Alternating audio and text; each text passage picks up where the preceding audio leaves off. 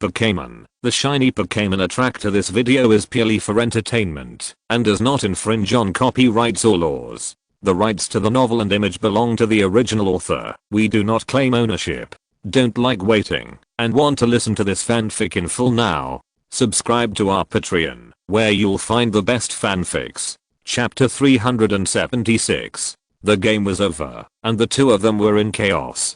Kenta, who had put away the Frog King, threw out another Pokeball without stopping. "Please!" Kenta shouted.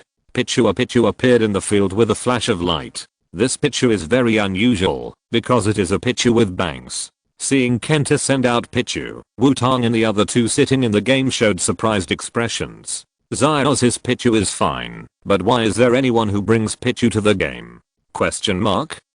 Do you also like to play the baby cup?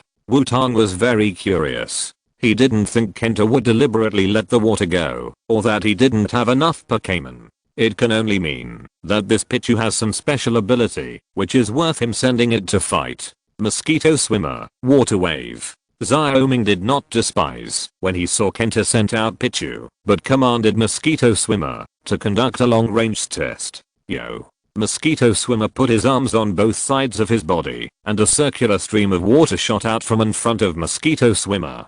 "Pichu, thunder at yourself," Kenta said. "Pie." Pichu heard the command and pointed his little claws directly at the sky. The dark clouds in the sky seemed to become darker because of the rain, and an unusually thick lightning bolt fell from the sky and hit Pichu. The thick lightning column did not look like thunder at all, but a punishment from heaven. The water wave shot by Mosquito Swimmer was directly dispersed by Pichu's thunder and did not hit Pichu at all. The Pichu hit by his own thunder was not only not injured at all, but even became more energetic. Lightning rod characteristics? And what's the matter with this outrageous thunder? Mosquito, come back. Beedrill, please. Xiaoming decisively exchanged Pokémon. Beedrill, who had rested for a long time, now recovered some of its combat power. Thunder on a rainy day is a skill that is sure to hit, but reality is reality after all, and there is no such thing as a skill that is sure to hit. Since the opponent's thunder is terrible, use speed to avoid it. Beedrill, move at high speed. Xiaoming commanded. Beedrill's body flashed and rushed towards Pichu. Pichu, thunder. Kenta commanded. Pichu. Pichu pointed to the sky again, and a thunderbolt fell from the sky. Even if the high-speed flying Beedrill was faster, it was still hit by the thunderbolt. There was no way the thunderbolt range of this Pichu was too large. The Beedrill that was hit directly lost its balance and almost fell to the ground. Beedrill. Shadow Clone, move at high speed again. Xiaoming did not choose to exchange Pokémon and commanded Beedrill to continue moving forward. More than 10 Beedrills appeared on the field in an instant, rushing towards Pichu in a chaotic and high-speed state. "Did you see through me? There's nothing I can do, Pichu. Keep thundering," Kenta commanded. Pichu used thunder for the third time, and the sky fell again, with thick lightning pillars falling. Most of the Beedrills disappeared directly, but there was no real Beedrill among them. It seems that the goddess of luck is on my side this time. Beedrill, gather energy, and slash. Xiaoming commanded. Pichu, thunder at yourself.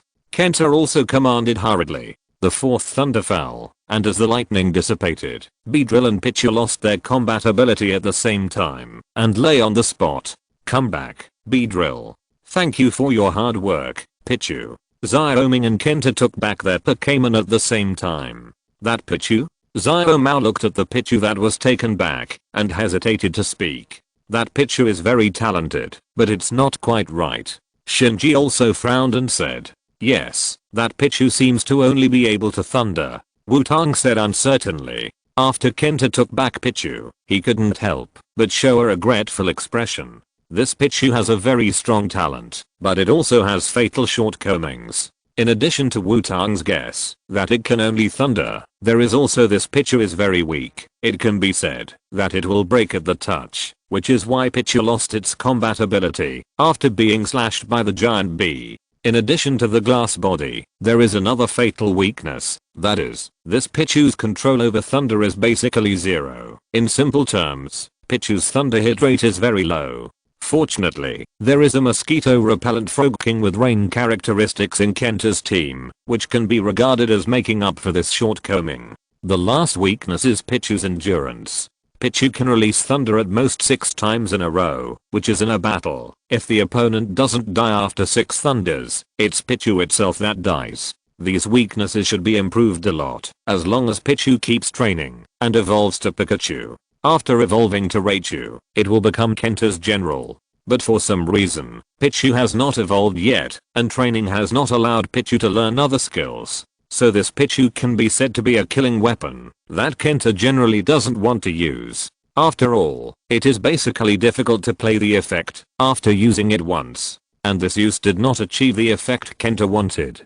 He originally thought that he could replace the 2 Pokémon on the opposite side, or fight the opponent's main force. As a result, now, the main force has indeed fought off one, but it is a half-crippled main force, and now he only has 1.5 Pokémon left. And Xiaoming still has 2 Pokémon that have not shown their faces, and Mosquito Swimmer still has the strength to fight. Although Kenta does not intend to give up, he still feels that he seems to have no hope of winning. Kenta began to doubt his own strength. Wutong said. Xiaoming and Shinji were silent.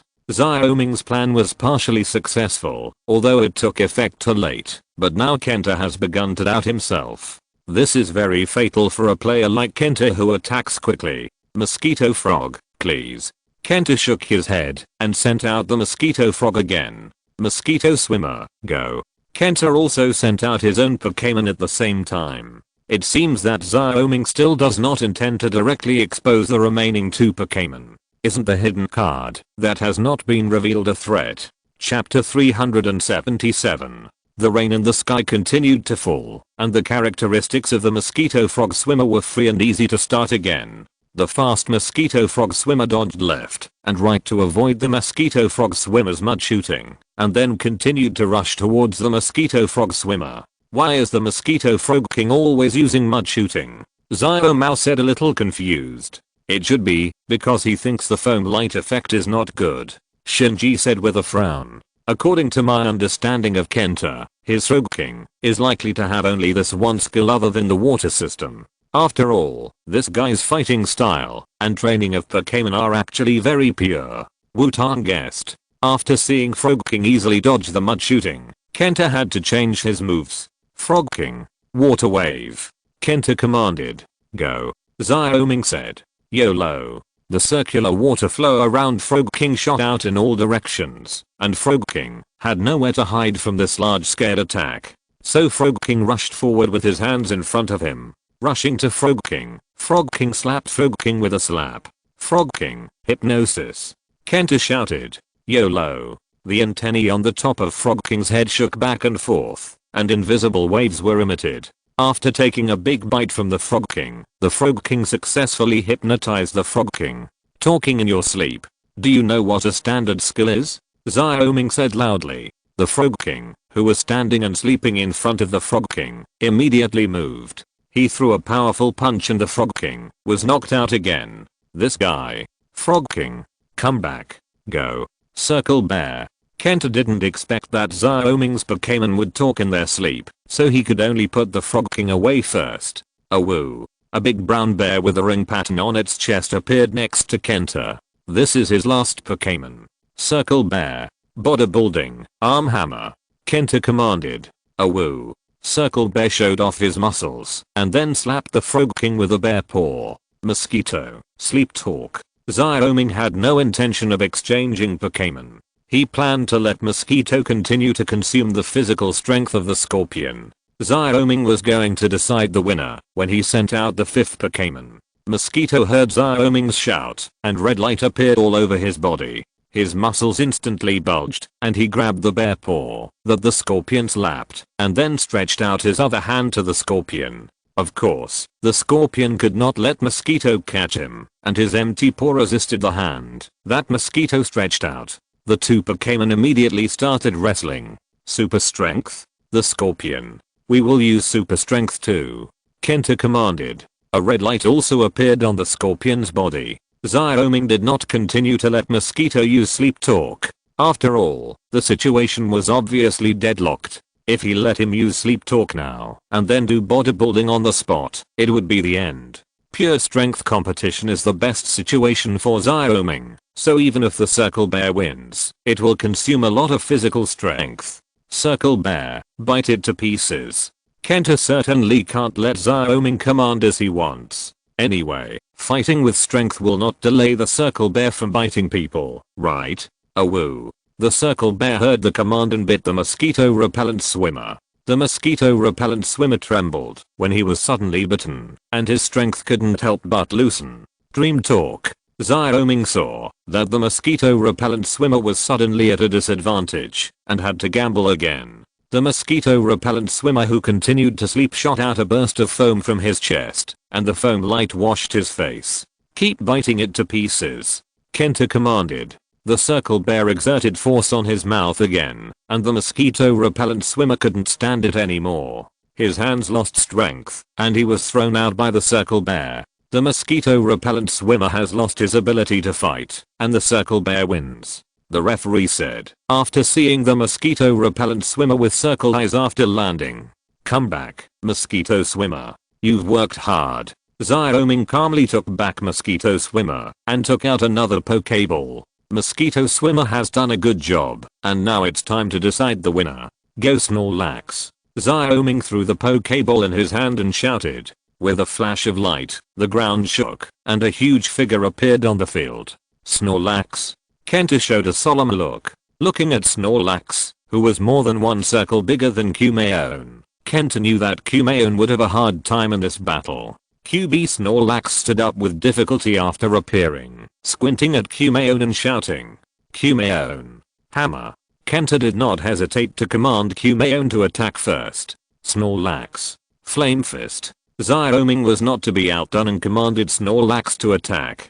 Kumaon punched Kumaon's belly, but the soft belly full of fat did not react much after being attacked by Kumaon, and even rebounded a little. Kumaon felt that his attack seemed to have hit, but it also seemed to have missed. Snorlax's fist with flames hit the head of the Snorlax. The Snorlax was beaten back. Was the Snorlax's attack ineffective? Of course not. Snorlax was completely hurt by the Snorlax's arm hammer, but its thick fat and tonnage prevented it from losing its balance due to this attack. After all, Snorlax's balance is too stable. Snorlax. Another arm hammer. Facing the mountain like Snorlax, Kenta couldn't think of a way for a while, and could only let the Snorlax try to attack. The Snorlax, who got the command, punched again, and it still felt like the attack failed. Snorlax, grab it. Brute force. Xiaoming saw the opportunity and commanded. Snorlax. Snorlax grabbed the Snorlax, then squinted his eyes and suddenly opened them, revealing a bit of hideousness on his chubby face. He lifted the Snorlax directly. Then, under Kenta's shocked eyes, he smashed the urchin to the ground. The mountain is crushing. Xiaoming commanded calmly. Kenta swore that this was the first time he had seen a flying mountain. With a dull sound of heavy objects falling to the ground, the urchin was directly pressed under Snorlax. After a while, Snorlax stood up again, and the urchin lost its ability to fight. The urchin lost its ability to fight. Snorlax wins. The referee announced competently. Kenta looked at Snorlax and exchanged Pokémon helplessly. There was no way. The urchin was completely restrained by Snorlax. The Pokémon of Snorlax that he could solve had lost their ability to fight. The remaining Frog King of Kenta did not last long and was directly defeated by Snorlax's mountain. The Frog King lost its ability to fight. The final winner is Xiaoming. The referee announced immediately after the Frog King lost its ability to fight. Xiaoming calmly took back Snorlax, but his heart was bleeding. He didn't know how much food would be consumed. If you're listening to this novel on a channel other than Fanfic World, it means they downloaded and uploaded it without effort. We cordially invite you to visit our channel, Mundo Fanfic Novelos. There you'll find the original version of this story and you can explore many other novels of various genres. We're waiting for you to immerse yourself in a world of incredible novels. Chapter 378. The victory was a surprise to the three Wutong players. The three Wutong players were not surprised by Xiaoming's victory. After all, they had trained together for so long and had a certain understanding of each other's strength. Hey, I won. Xiaoming walked up to the 3 Wutong players and said, "The tactics were okay." Wutong said, "The luck was average."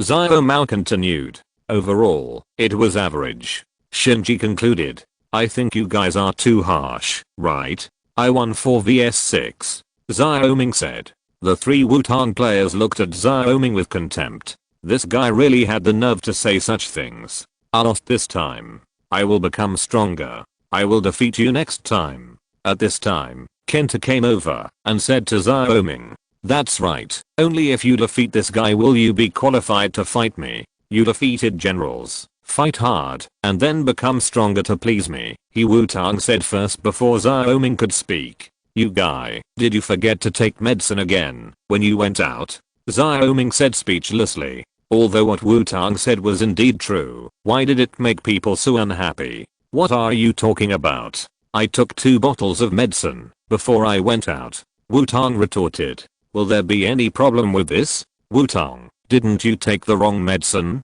Marina next to Kenta said in surprise. "Don't believe what he said, this guy is obviously talking nonsense." Junai said, "Hey, isn't this another defeated general, a guy who didn't even enter the final tournament? You still have a long way to go." Wutong said, "Wutong, this guy is a little bit wrong today, isn't he?" Xiaomao said with a frown. "I got crazy because of the crowd, and I got worse because of the dog liquor." Shinji said calmly, "Wait a minute, who is the purple-haired guy with the gloomy face saying is the dog liquor?" Junai said sharply, "Isn't it obvious enough? Do you think I'm talking about dogs?" Shinji asked back confusedly. Shinji's venomous tongue is still as stable as ever. "Okay, don't argue, Xiaoming and Wutong. I will win the next battle," Kenta declared again. "Then I hope you can succeed, but the chance is very small," Wutong said. "Yeah, you have to see my 6th Pokémon at least next time, right?" Xiaoming also said. "You 2 guys, really? Forget it, you guys do your best in the next battle," Kenta said helplessly. After saying goodbye to Kenta and the other 2, Wutong and the other 3 returned to the player suite. Sitting around the sofa, Wutong, Shinji and Xiaoming looked at Xiaomao together. The 4-player match, Wutong and Xiaoming, has finished and both won. The next match is Xiaomao's first match tomorrow. The opponent is no one else, but the opponent that Xiaomao cares about the most, Xiaoxi. "Why are you all looking at me?" Xiaomao was stared at by 3 people and asked a little speechlessly. "Do you still need to ask?" Xiaoming asked back. "Are you sure about tomorrow's match?" Shinji also asked, but the tone was not like asking, but more like asking Xiaomao to make a guarantee. "Don't embarrass our rival group after losing." Wutong also said. "What are you talking about? What the hell is the rival group?"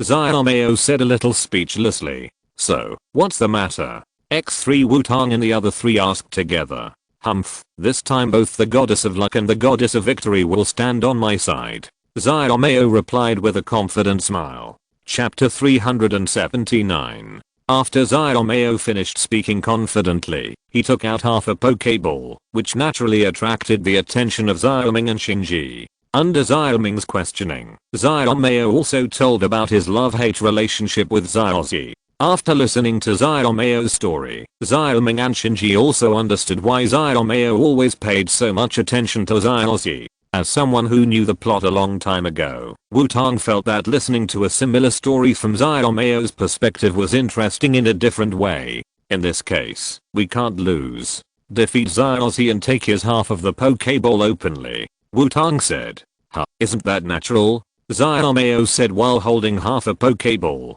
On the second day, in the first match, Wutong and the other 2 sat in the audience early, ready to watch the fateful battle between Xiaomao and Xiaoxi. As for why the 3 of them did not sit in the family and friends seat to cheer for Xiaomao directly, it was because that place was occupied by Xiaomao's 6 girlfriends. And unlike in the anime, this time Xiaomao's 6 girlfriends seemed to be more motivated. They directly unified their clothes, wearing cheerleading clothes and holding flowers. They stood in a row in front of the family and friends seat, while dancing and cheering loudly for Xiaomao. Wutong felt that, if he watched Xiaomao's game in the family and friends seat, it would really delay his legs. Ahem. No, it was really because the cheerleaders blocked their sight too much, delaying their watching the game. So Wutong and the other two simply sat in the audience. The first game of the second day of the decisive tournament is about to begin.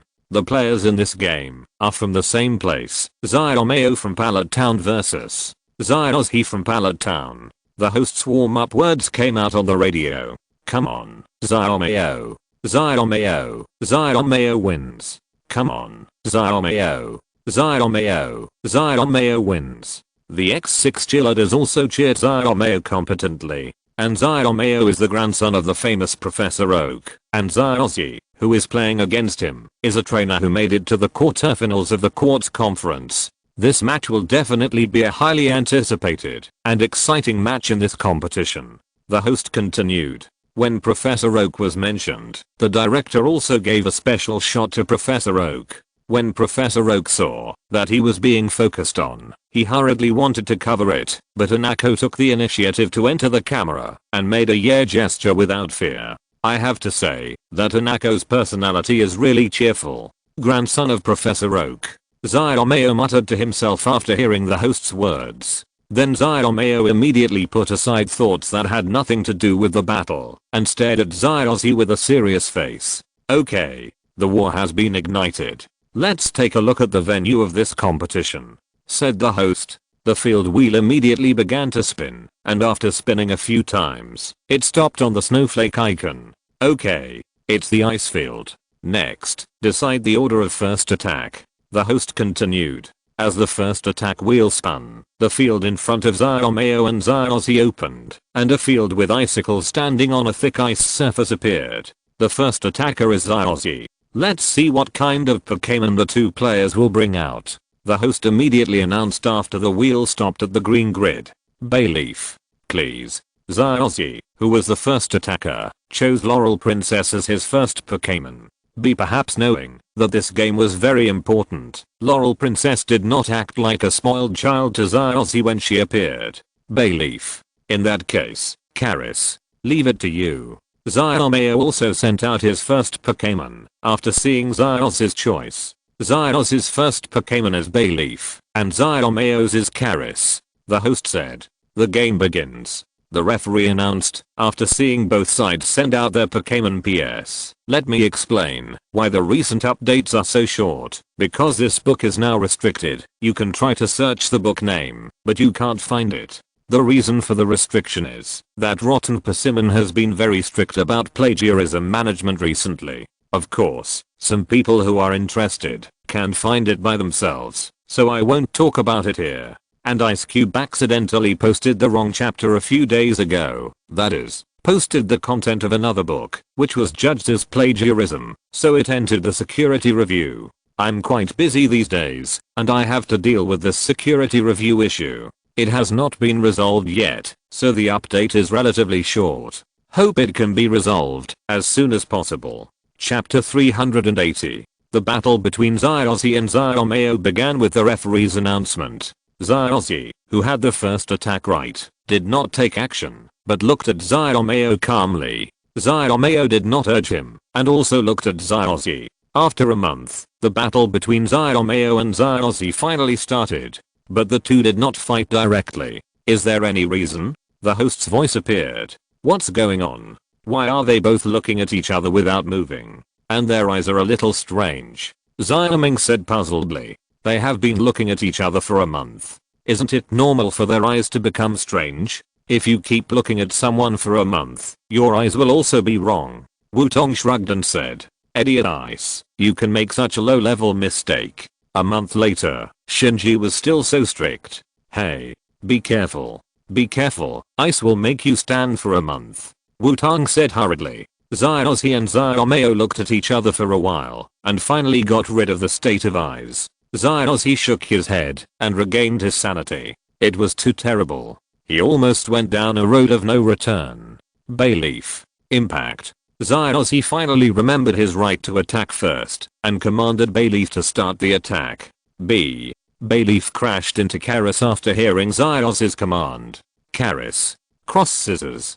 Xiaoxia also re-entered the combat state, and commanded Karis to fight. Karo. Karas leaned down and clamped Bayleaf with the two huge horns on his head. Bayleaf's body was blocked before it hit Karas. Karas's two big horns clamped Bayleaf, and then with a force, Bayleaf was directly lifted up by Karas. While being lifted up, Karas's two horns were still contracting and exerting force, as if they were going to pinch Bayleaf off. Bayleaf. Mount A is crushing my head. Xiaozhi shouted. Betty. Bayleaf screamed in pain, but its unyielding character made it endure the pain and continue to attack. The body exerted force out of thin air and pressed down hard. Karas's pressure increased greatly, and his legs couldn't help but sink slightly. Karas. Use the power of Bayleaf to roll in the abyss. Xiaomei commanded. Kalo. Karas moved his feet, shifted his center of gravity, and then rolled forward with the power of Bayleaf's sinking. Both Pokémon rolled on the ground. During the rolling, Karas still didn't let go of Bayleaf. Karas. Extreme Drop Claw. Xiaomei continued to command. Originally, the Extreme Drop Claw was difficult to hit, but now Bayleaf was directly clamped by Karas's two big horns. The big horns on Karas's head emitted light and continued to extend outward. The already large horns became even larger with the energy. The two big horns clamped Bayleaf's body with greater force and then smashed it to the ground. Bayleaf struggled in vain and lost consciousness. Has Xiaomei's Karas become stronger again? Xiaoming frowned and said. It's not that the strength has increased, but the power of its horns has become stronger. Forget it, it's almost the same. Wutong said. Super Force Clamp, it's really a good feature. Shinji also praised it. Xiaomei's Karas's feature is Super Force Clamp. If it is only in the game, it is just an effect that will not reduce the attack. But in reality, Karas with the Super Force Clamp feature really has a lot of horn power. Especially for the gifted Karas, this superpower will become stronger and stronger. Xiaozhi's Bayleaf lost its ability to fight, and Karas won. The referee announced immediately. What a wonderful quick counterattack. Xiaomei seized an opportunity and relied on Karas' amazing power to keep Bayleaf within the attack range and quickly defeated it. What an excellent choice. So, how will Xiaozhi, who lost a Pokémon first, deal with it? Let's wait and see. The host said passionately. Bayleaf, thank you for your hard work. Beedrill. Please. Xiaozhi was surprisingly calm and did not do anything extra sensational, but quickly exchanged Pokémon. Calmer than expected, Xiaozhi. Xiaoming said with a little surprise after seeing Xiaozhi's state. After all, it's not just Xiaomei who has been looking forward to this battle for a long time, but it's Beedrill. I'm looking forward to this battle more and more. Wutong said as he looked at the Beedrill that was sent to the field. It seems that Xiaozhi has listened to some of the words. Shinji silently watched the battlefield without saying anything. Karas, Sword Dance. Xiaomei commanded when he saw Xiaozhi had exchanged Pokémon. Karo. A small energy sword appeared around Karas and rotated around Karas. Beedrill. Stop it, Missile Needle. Xiaozhi shouted. But Beedrill raised its two long needle arms and shot out a burst of energy needles. The energy swords around Karas became much dimmer under the shooting of the missile needle of Beedrill. Karas split the tiles. Xiaomei saw that the effect of his Karas sword dance was not ideal and didn't care. He directly commanded Karas to attack. As for the rotating sword dance, Karas is not unable to use it, but it is too clumsy. Instead of letting Xiaozhi seize the opportunity, it is better to continue to attack at his own pace. Kylo. With his arm covered in white light, Karas rushed straight towards Beedrill and chopped down at Beedrill with his arm. Beedrill. Get out of the way. Move at high speed. After seeing Karas's strange strength, Xiaozhi didn't plan to let Beedrill fight with Karas. After all, although Xiaozhi's name is stupid, he is just reckless and not really stupid. With the dual blessing of Xiaozhi's get out of the way skill and high speed movement, Beedrill directly avoided Karas's tile splitting and then kept moving around Karas. This is interesting. A battle with an own answer is not attractive. Looking at the situation on the battlefield, Wutong thought happily. Chapter 381. The battle was a battle, and the battle was a battle. In the Silver Stadium, in the ice arena, Beedrill kept moving around Karas, stabbing Karas with its two needles from time to time. As long as Karis had the slightest intention of counter-attacking, Beedrill would rather give up the attack and immediately move away, not giving Karis any chance to attack and hit.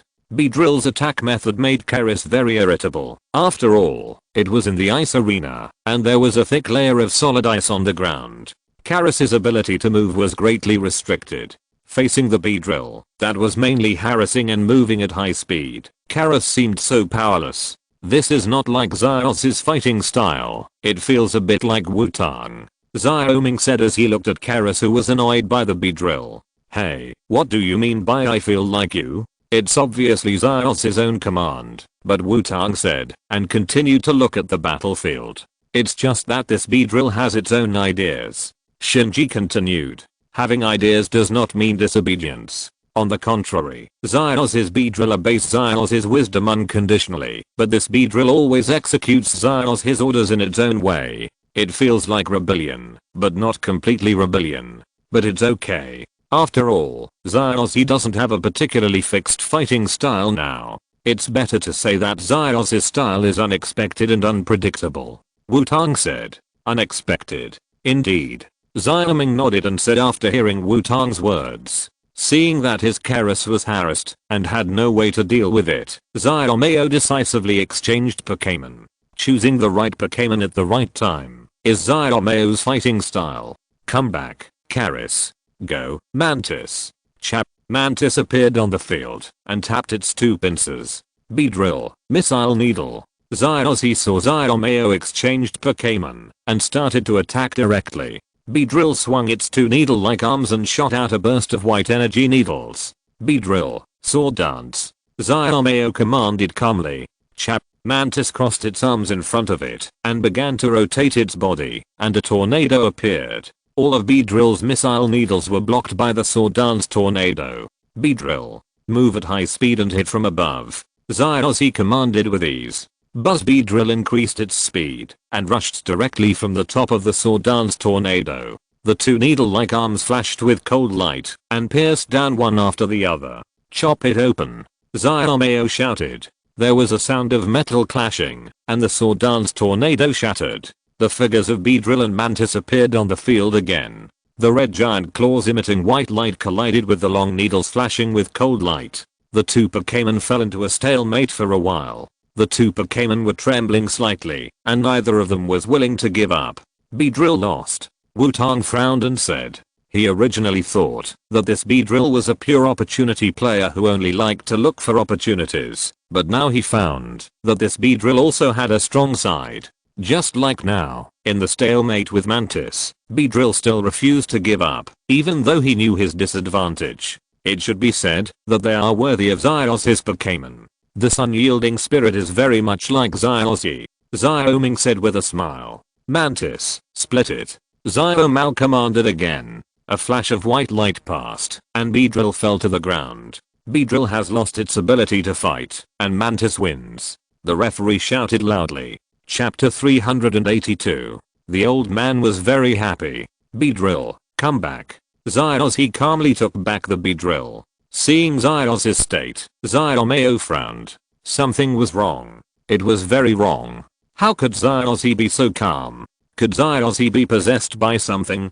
Sure enough, you are very strong, Xiaomeo. Xiaoxi took out another Pokeball and said to Xiaomeo. Humph, of course, I'm completely different from you, the last one. Xiaomeo said with his arms around his body. Yes, Xiaomeo, you have always been very strong. I always lose to you, but this time it won't happen. I must defeat you, Xiaomeo. Xiaoxi shouted loudly, and the light in his eyes was brighter than ever before. It's the same as before. Hanako, holding a camera in the audience, said with relief. Same as before? Asked Professor Oak, who was sitting next to him.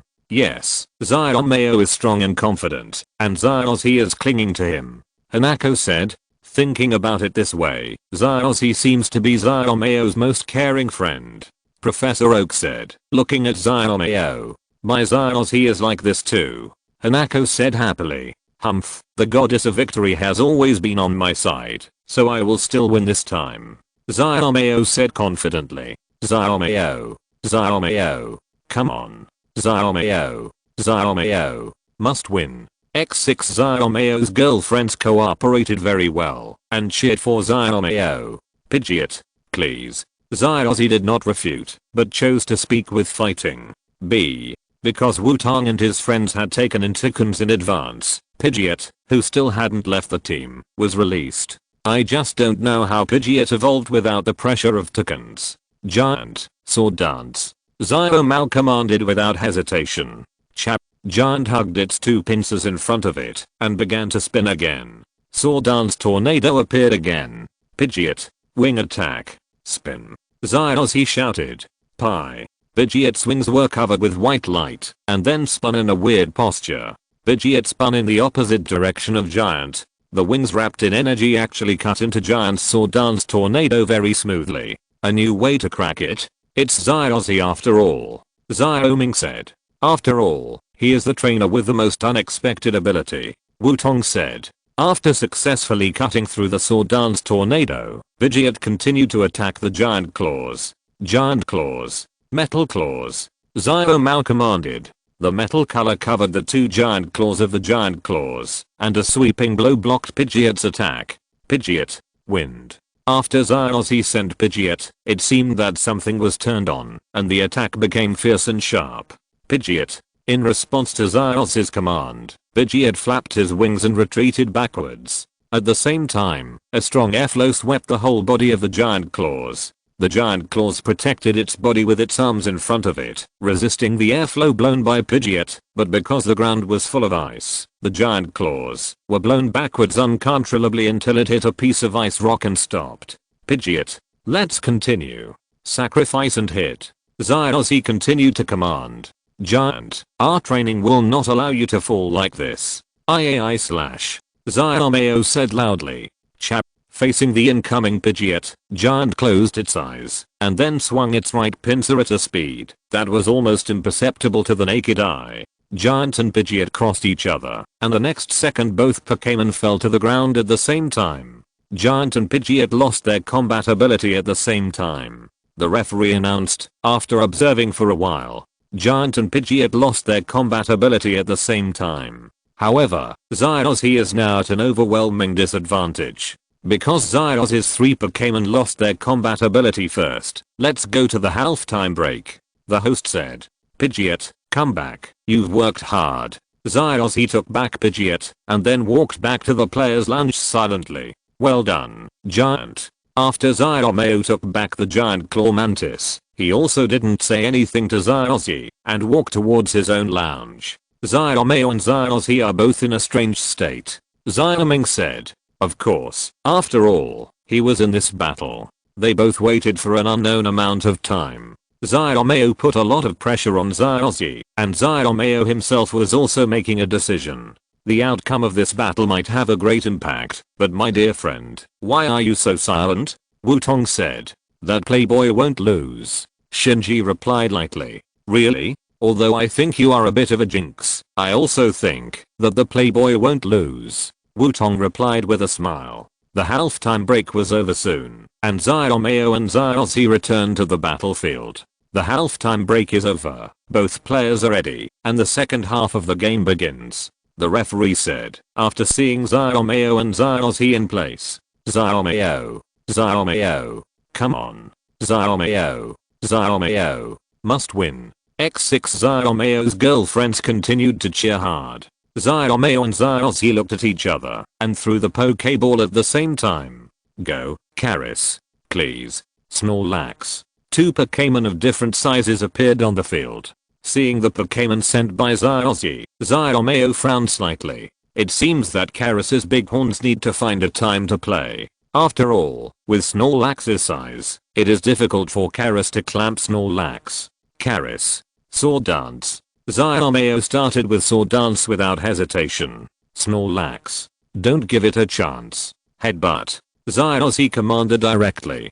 Karo. A small energy sword appeared around Karis and rotated. And Snorlax started charging at Karis and hit Karis head first.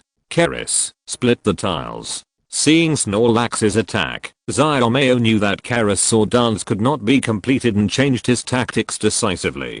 Karo. Karis' claws slashed from top to bottom, slashing towards Snorlax's head. Snorlax ignored Karis' attack and still rushed forward. After Karis' tile-splitting skill hit Snorlax, Snorlax also crashed into Karis.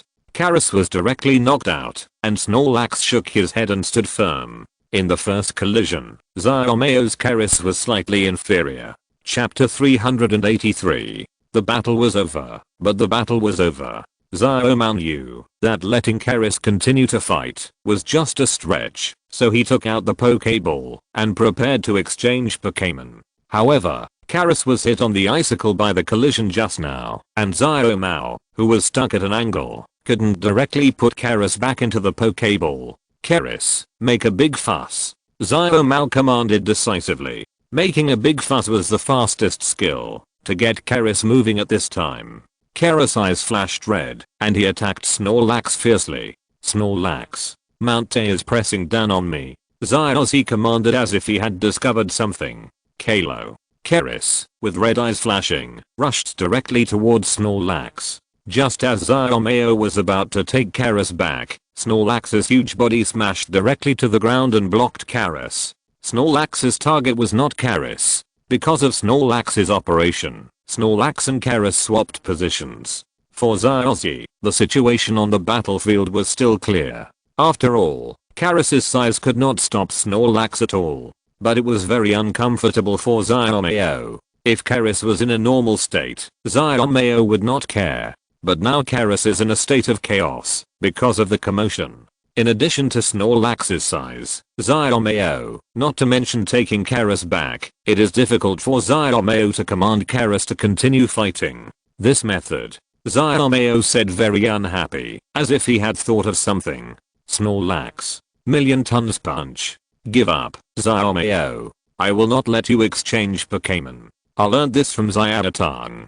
Xiaoxi said loudly. Look at what you have taught. After hearing what Xiaoxi said, Xiaoming and Shinji stared at Wutong together. Although they didn't say anything, their eyes were enough to tell everything. Hey, is this my fault? Isn't it a normal tactic to prevent the opponent from exchanging Pokémon? Wutong asked back aggrievedly. Your normal seems to be different from our normal. Shinji said. Yeah, it's not a wild fight. Who would prevent the opponent from exchanging Pokémon in a regular game? Xiaoming also said. Me. Wutong said proudly. This person is hopeless. Xiaoming and Shinji thought so when they looked at Wutong's proud look. Snorlax relied on its size advantage to prevent Xiaomao from taking back Karis while constantly punching Karis. Karis finally couldn't resist and fell under Snorlax's fist. Karis loses his ability to fight. The winner is Snorlax. The referee announced after seeing the situation on the field. After the referee announced the result, Snorlax finally gave up his position and returned to Xiaoxi to show Karis, and Xiaomao was finally able to take Karis back. Xiaoxi has started to exert his strength. At the beginning of the second half of the game, Xiaoxi defeated Xiaomao's Karis with Snorlax's neat attack, and the gap between the two sides is gradually being equalized. The host said loudly, I was careless this time, but I will never do that next time. Xiaomao looked at Xiaoxi and said seriously, carelessness is the enemy of trainers. It seems that you still have a long way to go. Xiaoxi said proudly. Sure enough, Xiaoxi is still Xiaoxi. Wutong in the stands thought helplessly when he saw Xiaoxi's appearance. Xiaomao chose to ignore Xiaoxi's proud look. As someone who grew up with Xiaoxi, Xiaomao knew that the more he said at this time, the more excited Xiaoxi would be. Umbreon, leave it to you. Xiaomao sent out his third Pokémon. Umbreon with black and smooth hair appeared in front of Xiaomao, standing there elegantly and attracting countless screams. Xiaomao, Xiaomao, come on. Umbreon, come on. X6 The source of the screams came from the support of Xiaomao's girlfriends and the relatives in friend's seat. Snorlax. Mount A is pressing down on the top. Xiaoxi saw that Xiaomao ignored him and directly commanded Snorlax to launch an attack. Snorlax. Snorlax's huge body rushed directly to Umbreon. Umbreon, shadow clone. Xiaomao commanded. Umbreon's shadow flashed and split into more than 10 clones. Snorlax directly overwhelmed 6 or 7 clones at a time. Snorlax, Megaton Punch. Xiaoxi continued to attack, commanding Snorlax to continue attacking Umbreon. Umbreon, get out of the way. Xiaomao commanded calmly. Umbreon dodges Snorlax's attack with a deft posture. Although Umbreon is not fast, it is flexible. And compared to Snorlax, Umbreon is too fast. Damn, this won't work. Come back, Snorlax. Xiaoxi saw that Snorlax's attack didn't work, and kept wanting to exchange Pokémon. Umbreon. Xiaomao called Umbreon. Before the red light of the Pokéball hit Snorlax, a black figure took the initiative to catch the red light. What? Xiaoxi couldn't help shouting. Umbreon blocked the light of his Pokéball. It's just to stop others from exchanging Pokémon. I've fought that guy many more times than you. Come on, let's have a never-ending battle. Xiaomao said happily. Xiaoming and Shinji looked at Wutong again. Look at what you have taught. Chapter 384. The more you go, the more you will be in trouble. After hearing Xiaomao's words, Xiaoxi felt uncomfortable instantly. This time he was hit by a boomerang, hurting others and himself. Damn it, Snorlax. Destroy the death beam. Xiaoxi gritted his teeth and commanded. Snorlax. The orange-yellow energy condensed in Snorlax's mouth, and a beam of light shot out directly. Xiaoxi certainly didn't use his big move casually, because he was angry. After all, Xiaoxi's attention to Xiaomao was absolutely full, and the destruction of the death beam was the best result he got. After thinking about it, that's right, in order to defeat Xiaomao, Xiaoxi has started thinking. It's not the kind of thinking that just thinks about something in his mind, but the kind of thinking that really thinks about how to use various advantages and considers tactics. This is a privilege that belongs exclusively to Xiaomao. Xiaoxi really wants to defeat Xiaomao. It's not safe. Xiaoxi's eyes are obviously thinking about something. He actually started thinking. Wutong, who has the power of Changpun and superpowers, said very sharply. How is it possible? Xiaoxi can actually think. No, it's because of Xiaomao. Xiaoming also said in shock. Are you two really friends of that reckless guy? Shinji said speechlessly. What kind of image of Xiaoxi do these two guys have in their minds? Although Snorlax's fist and kick attacks are powerful, the speed is not fast, so Umbreon can dodge with its flexible body. But the destruction ray is different. With the speed of Umbreon, it is not enough to dodge energy attacks casually. Facing Snorlax's destruction ray, Umbreon tried to dodge, but was still hit. Now, come back, Snorlax. Xiaoxi took back Snorlax when he saw that Umbreon was hit by the destruction ray and could not stop him. TSK, Umbreon, chase. Xiaomao had no choice but to smack his lips in dissatisfaction and try to chase after Xiaoxi's exchanged Pokémon. Bray. Umbreon was wrapped in black mist-like energy and then turned into a black stream of light and rushed to Snorlax and scratched it with a claw at the moment it was retracted. Successfully left a scar on Snorlax. Feeling that he had succeeded, Umbreon stood in place and licked his claws elegantly, but unfortunately the big guy still ran away. Since we have to compete in flexibility, Pikachu, it's decided to be you. Xiaoxi shouted with a wave of his hand. Pikachu jumped from behind Xiaoxi into the field and shouted with full of vitality. Pikachu? Xiaomao's pressure is coming. Wutong said when he saw Xiaoxi send Pikachu. Pikachu, Snorlax, Pidgeot, Beedrill, Bayleaf. If nothing unexpected happens, the last one will be Leopeng. Although the existence of Bayleaf is a bit difficult to comment on, the other 5 Pokémon can be said to be the strongest Linoop that Xiaoxi can send out at present. Sure enough, when facing Xiaomao, Xiaoxi would even accept other people's advice. Umbreon, roar loudly. Xiaomao decisively chose a wave of weakening after seeing Xiaoxi send Pikachu. Bray. Umbreon roared, and purple-black sound wave-like energy shot at Pikachu.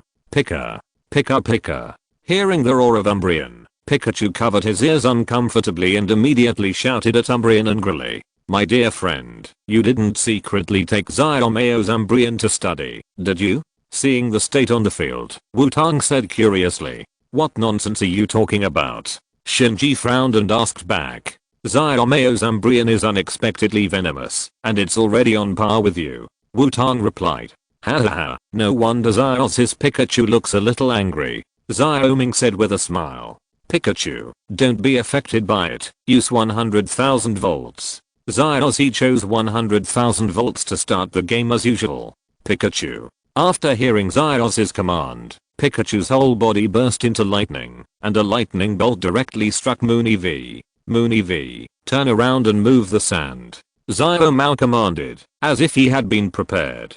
Bray. Moony V kicked its hind legs, and then its body started to spin. Sand and dust appeared out of thin air on the ice surface, and then the sand and dust followed the rotation of Moony V to form a ball formed by sand and dust. Pikachu's 100,000 volts hit the sand ball with little effect. Sand shield. Xiaoming Ma is really well prepared. Wutong said. Damn it, if that's the case, Pikachu, rush over with a flash of lightning, and then use Iron Tail. Xiaoxi saw that 100,000 volts had no effect, and changed his tactics decisively.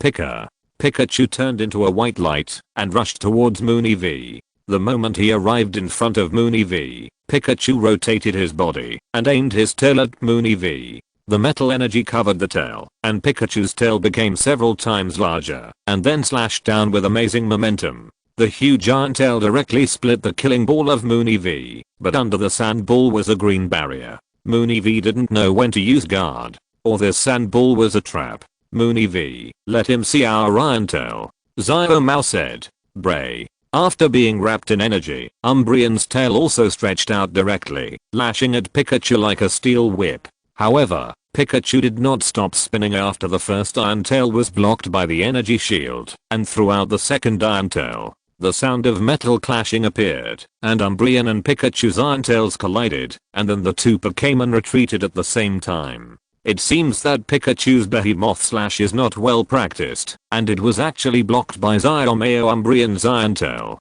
Wutong thought in his heart. If you're listening to this novel on a channel other than Fanfic World, it means they downloaded and uploaded it without effort. We cordially invite you to visit our channel, Mundo Fanfic Novelos. There you'll find the original version of this story, and you can explore many other novels of various genres. We're waiting for you to immerse yourself in a world of incredible novels. Chapter 385. Seeing that everything was going as he expected, Xiaomao smiled confidently. Xiaoxi's unexpectedness was not completely unpredictable for an old friend like Xiaomao. Moony V, you are being unreasonable. Xiaomao commanded. Brah. After hearing Xiaomao's command, Moony V lay directly on the ground crying and making a fuss. Pitiful. Pikachu looked at Xiaoxi with a troubled look on his face when he saw Moony V. What should he do? Pikachu, cheer up and keep using Iron Tail. Xiaoxi commanded. Pikachu shook his head to indicate that he couldn't do it. You are the last one in the group. You don't even know the effect of your skills. Making trouble is a move that can prevent the opponent from using the same skill continuously. You are still too young. Umbreon. Surprise attack. Xiaomao gave a thoughtful explanation and gave a command. Umbreon, who was still crying and making trouble, did a somersault on the spot after hearing Xiaomao's command, and then rushed towards Pikachu. Then use 100,000 volts. Xiaoxi changed his moves decisively after hearing Xiaomao's command.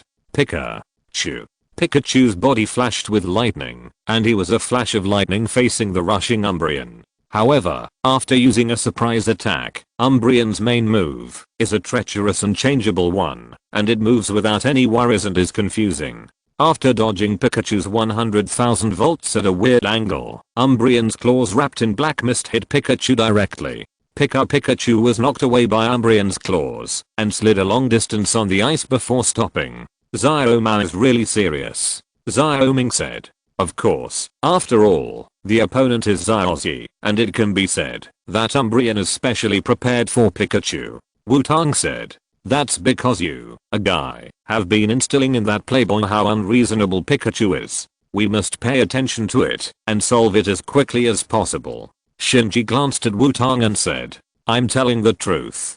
Pikachu in desperate situation is very scary. Wutong replied. It seems that Xiaomao has understood what he meant very well. If nothing unexpected happens, the winner will be decided soon. After knocking Pikachu away, Umbreon stood in place again and licked his claws elegantly, but his eyes were staring at Pikachu vigilantly. If nothing unexpected happens, Pikachu's next skill should be. Wutong stopped halfway through. Umbreon, Pikachu, use Iron-tail. X2 Xiaomao and Xiaozhi shouted at the same time.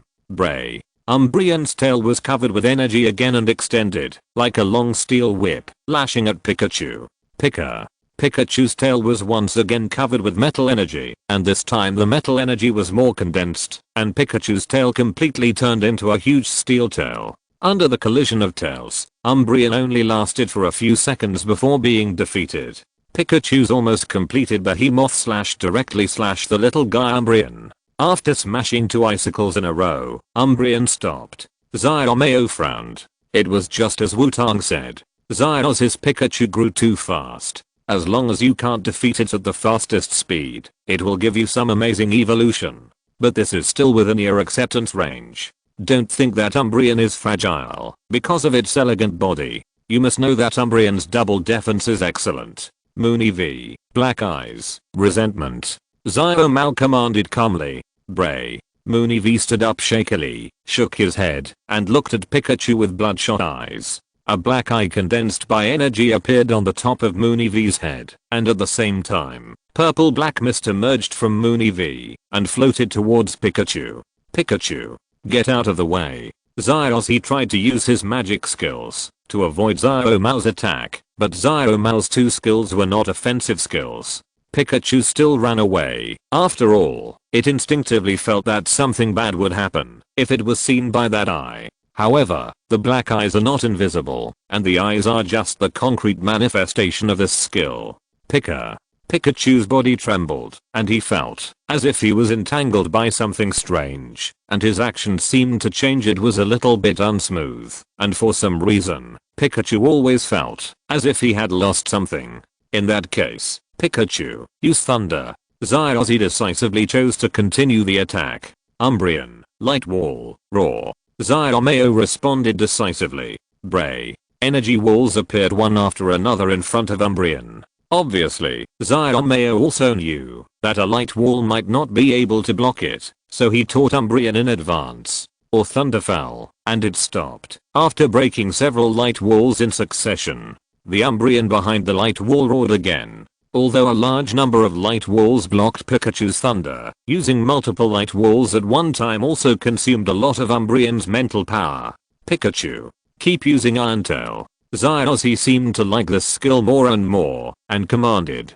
Pikachu used Iron-tail again, but this time the Iron-tail was even smaller than the first time. Umbreon, hold on. Xiaomao played a steady role and decisively defended.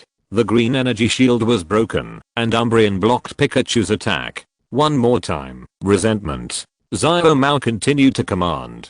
The ghostly spirit came out of Umbreon again, and this time Pikachu clearly felt that he had really lost something. It's okay, Pikachu. The success rate of continuous use is very low. We use 100,000 volts. Xiaoxi shouted, which was the knowledge he gained through fighting.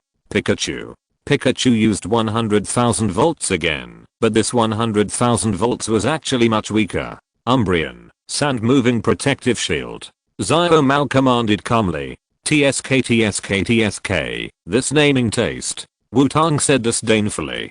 Didn't you come up with this name? It seems that you are the one who calls this skill a counter-attack protective shield. Xiaoming decisively said. This kind of naming taste. Shinji repeated Wutong's words, with ridicule evident in his words. What do you know? Mine is called original flavor. Wutong retorted dissatisfiedly, these natives who don't know the plot. After blocking Pikachu's 100,000 volts with the sand moving shield, Xiaomao continued to cycle his skills, roaring loudly, resentful, and occasionally making a surprise attack. Pikachu's attacks became weaker and weaker, and Iron-tail could not even be used at all. When Xiaoxi found that he was trapped, it was too late. Under the effect of the black gaze, Xiaoxi could not exchange Pokémon. After Pikachu could not use Iron-tail, Xiaomao's counter-attack began. The continuous attacks of Umbreon, coupled with the attacks of Pikachu whose special attack was weakened to the limit, also made Umbreon feel insignificant. Pikachu's defeat was inevitable. Under Xiaomeo's deliberate onslaught, Pikachu was quickly defeated, but the price was a huge consumption of Umbreon. Pikachu has lost his ability to fight. The winner is Umbreon. The referee announced decisively. Chapter 386. The two sides fought hard. Pikachu, thank you for your hard work. Xiaoxi ran to the field and took Pikachu back. Come back, Umbreon. Xiaomeo also took back Umbreon, which had not lost its fighting ability, but could not deal with the next opponent. At this time, Xiaoxi still had 2 Pokémon left, one of which was Snorlax, which had been sent to the field, and the other would be Charizard as expected. Although Xiaomeo still had 4 Pokémon, Umbreon had no fighting ability after defeating Pikachu, so Xiaomeo actually had only 3 Pokémon left. Of course, Xiaomeo's advantage is still very large at present. Snorlax. Please. Xiaoxi sent Snorlax to the field again. Alakazam, go ahead. Xiaomei also sent out his 4th Pokémon. Snorlax lay directly on the ground after being released. It seems that he was too lazy. Although Umbreon successfully left scars on Snorlax with the chase, for Snorlax, this kind of injury can only be recovered by sleeping. However, after releasing the destruction ray, it was taken back to the Pokéball. Before returning to the Pokéball, it was clawed by Umbreon again. Snorlax suddenly became very tired. Alakazam, holding 2 spoons, looked at Snorlax in front of him and measured his body again. There was a big difference. Snorlax, hold on a little longer. Use the Megaton Punch. Xiaoxi shouted. Snorlax stood up and punched Alakazam. Alakazam, teleport. Xiaomei commanded. Alakazam waved the spoon in his hand and disappeared on the spot and appeared behind Snorlax the next second.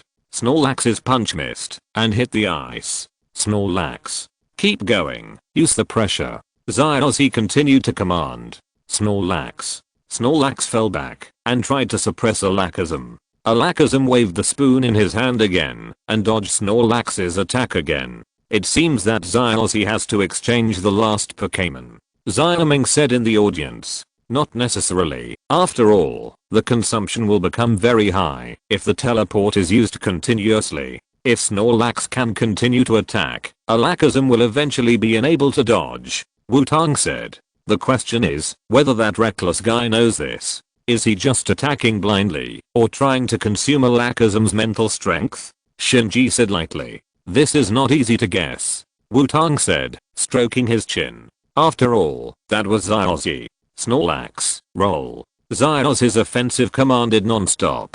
Kirby. Snorlax started to roll over and rolled wantonly in the field. Alakazam. Stop it. Immobilize. Xiaomei commanded. Alakazam. Alakazam crossed his 2 spoons in front of him and his eyes glowed.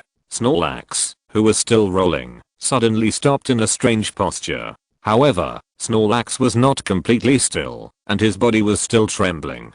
The light in Alakazam's eyes did not dissipate, and the 2 Pokémon began a special contest. Snorlax found that he could not move, and wanted to break free very uncomfortably. However, there was nothing around him, but Snorlax felt as if he was trapped. As his struggle was ineffective, Snorlax became more and more unhappy, and a red well pattern appeared on his head, and the muscles hidden under the fat began to exert force. Alakazam suddenly felt the pressure increase. After a stalemate for a while, it seemed that something in the air broke, and Snorlax broke free, and continued to roll towards Alakazam. Fortunately, Alakazam reacted quickly, and used teleportation again, to disappear from the spot. Snorlax, who failed to hit the target again, simply stopped rolling and stared at Alakazam with a pair of narrowed eyes, exuding a sinister aura. Obviously, Snorlax was irritated by Alakazam, who teleported back and forth and wanted to control it. It was even more annoying than the little black rat just now. Alakazam also stared at Snorlax. Although he had not really collided with Snorlax, the constant teleportation and the stalemate just now also consumed a lot of Alakazam's mental energy. This guy who looked like a small mountain was really annoying.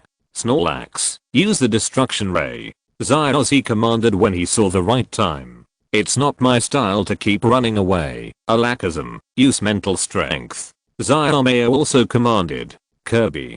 Snorlax shot out a beam of energy.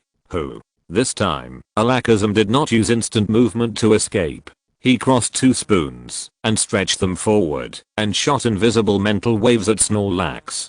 Snorlax's destructive death ray seemed to be blocked by something halfway through, causing waves in the air. The 2 Pokémon fell into a stalemate again, but this time it was Snorlax who couldn't hold on first. After all, the side effects of the destructive death ray were not small. Under the side effects of the destructive death ray, Snorlax's body fell into stiffness. Alakazam's mental power was no longer blocked and shot at Snorlax.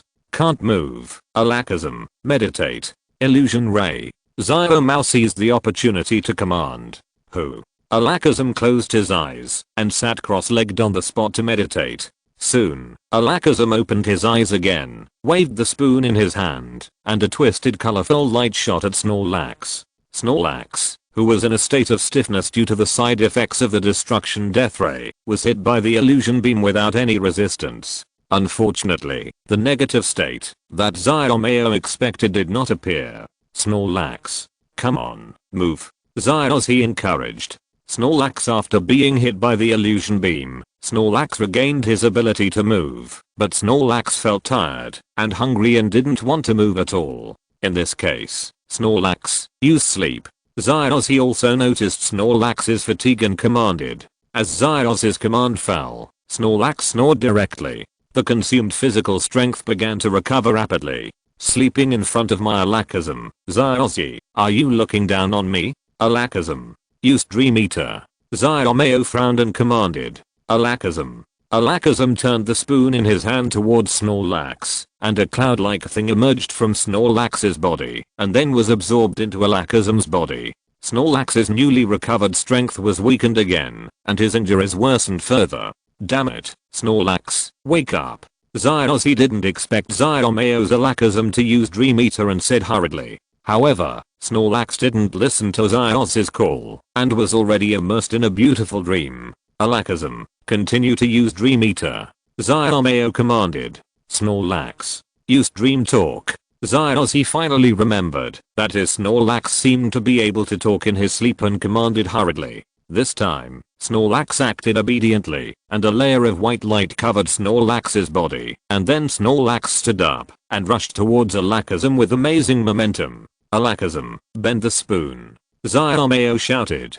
Who? The spoon in Alakazam's hand was strangely bent, and Snorlax seemed to be attracted by something, and turned a corner and hit the icicle on the side. Come again, Dream Eater. Xiaoxia commanded. Who? Snorlax has lost his ability to fight. The winner is Alakazam. After seeing Snorlax being eaten by Alakazam, the referee raised the flag and announced decisively. Chapter 387. After a while of silence in the battlefield, Xiaoxia and Xiaoxi took action at the same time. Come back, Snorlax, you've worked hard. Alakazam, come back. Xiaoxi and Xiaoxia took their Pokémon back at the same time. The two looked at each other and made up their minds. Go, my baby. Charizard, it's decided that you're the one. Xiaoxia and Xiaoxi threw their Pokéballs at the same time. They had different beginnings, but they ended up in the same situation. Kamui, Blastoise and Charizard appeared on the field at the same time. Looking at their opponents, both Pokémon showed full fighting spirit. Blastoise, Water Cannon. Charizard, Spray Flames. Xiaoxia and Xiaoxi commanded at the same time again. Kamui. Blastoise leaned forward slightly, aimed the cannon on its back, and shot out a thick column of water. Roar. Charizard opened its mouth more than 150 degrees, and a column of fire spurted out of its mouth. The collision of water and fire in the air directly caused an explosion. Charizard, fly up. Xiaoxi's command immediately followed after the explosion. Roar. Charizard's wings vibrated and rushed directly into the sky. Blastoise, shoot Charizard down with the water cannon. Xiaoxia commanded decisively. Kamui. Blastoise's cannon aimed back and forth, and a column of water shot out. Charizard in the air could only dodge back and forth, and could not get close to Blastoise. In that case, Charizard, wrap yourself with the flame vortex, and then rush over with the Alliance equipment. Xiaoxi commanded when he saw Charizard being suppressed. Roar. A twisting and rotating flame spurted out of Charizard's mouth, and the flame on its tail also burned violently. The flames of the mouth and tail were connected, and Charizard turned into a huge spiral fireball. Then the spiral fireball hit Blastoise directly. Blastoise, high-speed rotation, water cannon. Xiaomao had no intention of dodging, and directly let Blastoise hit it hard. Kami. Blastoise's body was completely retracted into its shell, and it flew into the air and shot out streams of water from the holes in its shell, and then it rotated and hit Charizard. Blastoise was like a gyroscope equipped with an attack ring, and the water blades around it cut into the huge spiral fireball that Charizard incarnated. At the moment, when the attack gyroscope came into contact with the spiral fireball, a large amount of steam appeared. Xiaomao and Xiaoxi's vision was completely blocked. The collision of Blastoise and Charizard's attack produced a large amount of steam. Now the entire battlefield is blocked. What happened in the field? The host said passionately. The steam came and went quickly. As the mist dissipated, Blastoise and Charizard reappeared. At this time, Charizard was forced to lie on the ground, twisting his body left and right and trying to struggle to get up. Blastoise pressed on Charizard, pressing its two claws tightly on Charizard. Appeared. Blastoise and Charizard appeared in front of us again. Although I don't know what happened just now, Blastoise is now in the advantage. The host continued passionately. Charizard, cheer up. Use Rocket Hammer. Xiaoxi shouted loudly. Blastoise, we also use Rocket Hammer. Xiaomao commanded decisively.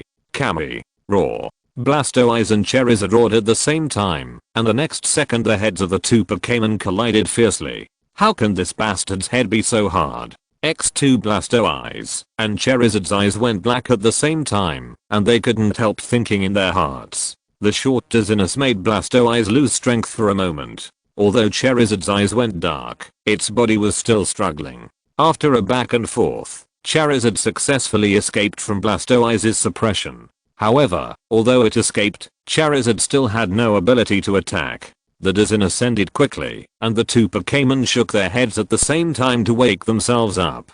Blastoise, water cannon. Xiaomao shouted. Don't give it a chance. Charizard hug it. Xiaoxi shouted. Kami. Blastoise wanted to give Charizard a bath, but at such a close distance, Charizard directly hugged Blastoise, and did not give Blastoise a chance to release water cannon. That's it. Charizard. Take it up. And then throw it with all your strength. Xiaoxi commanded. Blastoise. Bite it. Xiaomao also commanded hurriedly. Blastoise bit Charizard's shoulder. Charizard roared in pain, but still endured the pain, grabbed Blastoise tightly, and rushed into the sky. Is fate unchangeable? Wutong muttered to himself as he watched Blastoise being carried by Charizard. Charizard spun twice in the air, and rushed to the ground. As the broken ice splashed, Blastoise was smashed to the ground by Charizard. Charizard panted and looked at the Blastoise on the opposite side. At this time, Blastoise's body emitted a faint red light. Blastoise did not lose its fighting ability. Blastoise. The last water cannon. Xiaomao's voice followed. Kami. Blasto used the last of his strength to use the water cannon. Charizard had no strength to dodge, and could only watch the water cannon hit him. Charizard fell to the ground. Charizard has lost his ability to fight. The winner is Xiaomao. The referee announced loudly. As the referee's voice fell, Blastoise also fell. Hold on. This playboy has also improved a lot. Shinji said lightly. Chapter 388. The game was over, but the results were very good. It's over. Xiaoxi showed a strong fighting spirit, but Xiaomao is better. Let's congratulate Xiaomao for his successful promotion. The host said loudly. Xiaomao. Xiaomao, the best. Xiaomao. Xiaomao, victory. X6 Xiaomao's girlfriend cheerleaders happily celebrated Xiaomao's victory.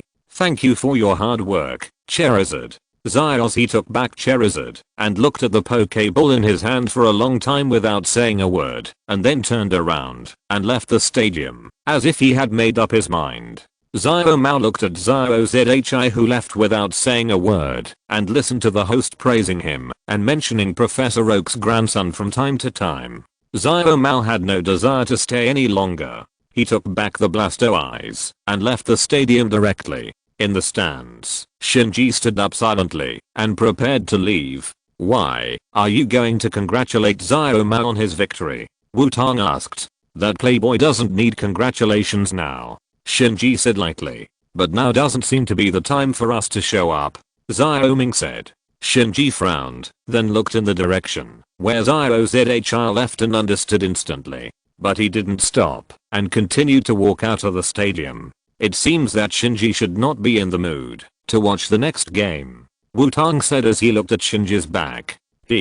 After all, here's the last game in the afternoon. Xiaomao has already won, and this strong guy definitely doesn't want to lose. Xiaoming, who has also advanced, said happily. But there's really no need to watch the next match, just go and watch the show. Wutong also stood up and said. What do you mean? Xiaoming said with a little guess. Of course I'm going to see Xiaomao and Xiaoxi. How can I miss such fun? Wutong said as a matter of course. Boss, your interest is really bad, but I'm also interested.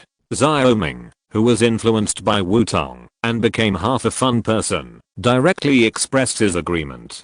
In fact, the next battle should not be boring. After all, the next battle is Yuyu's battle. With Yuyu's strength, it is still worth observing the enemy in advance. However, because of the grouping, Wutong felt that it was not so important to explore the enemy in advance. After all, it was basically impossible for Yuyu to stand out from the group with the original champion Dash and the super enhanced version of Xiaomao and Shinji. And Wutong must watch the next battle between Xiaomao and Shinji and then observe this guy from the Hone region.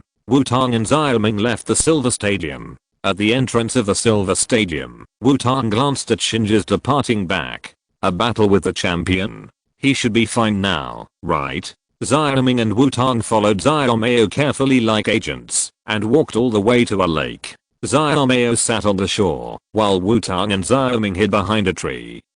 After a while, Xiaoxi really appeared. It was rare that Pikachu did not follow Xiaoxi. You are here, Xiaomao. Xiaoxi walked to Xiaomao and sat down and said, because I like the wind here. Why are you looking for me? There is no need to say harsh words.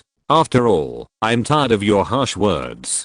Xiaomao teased. HMPH, don't be so proud. I will definitely not lose next time. But I'm not here to say this, I'm here to give this to you. Xiaoxi said as he stretched out his arm to Xiaomao. Xiaomao caught what Xiaoxi stretched out in front of him, which was half a Pokeball. It looked like it had been there for a long time, and the color on it was dull, and had many scratches. Why would you want to give this to me? Have you finally realized the gap between us, and given up on continuing to eat dust behind me?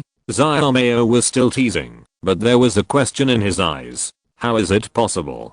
Don't be so proud, you guy. I just think that the undecided victory that day is over.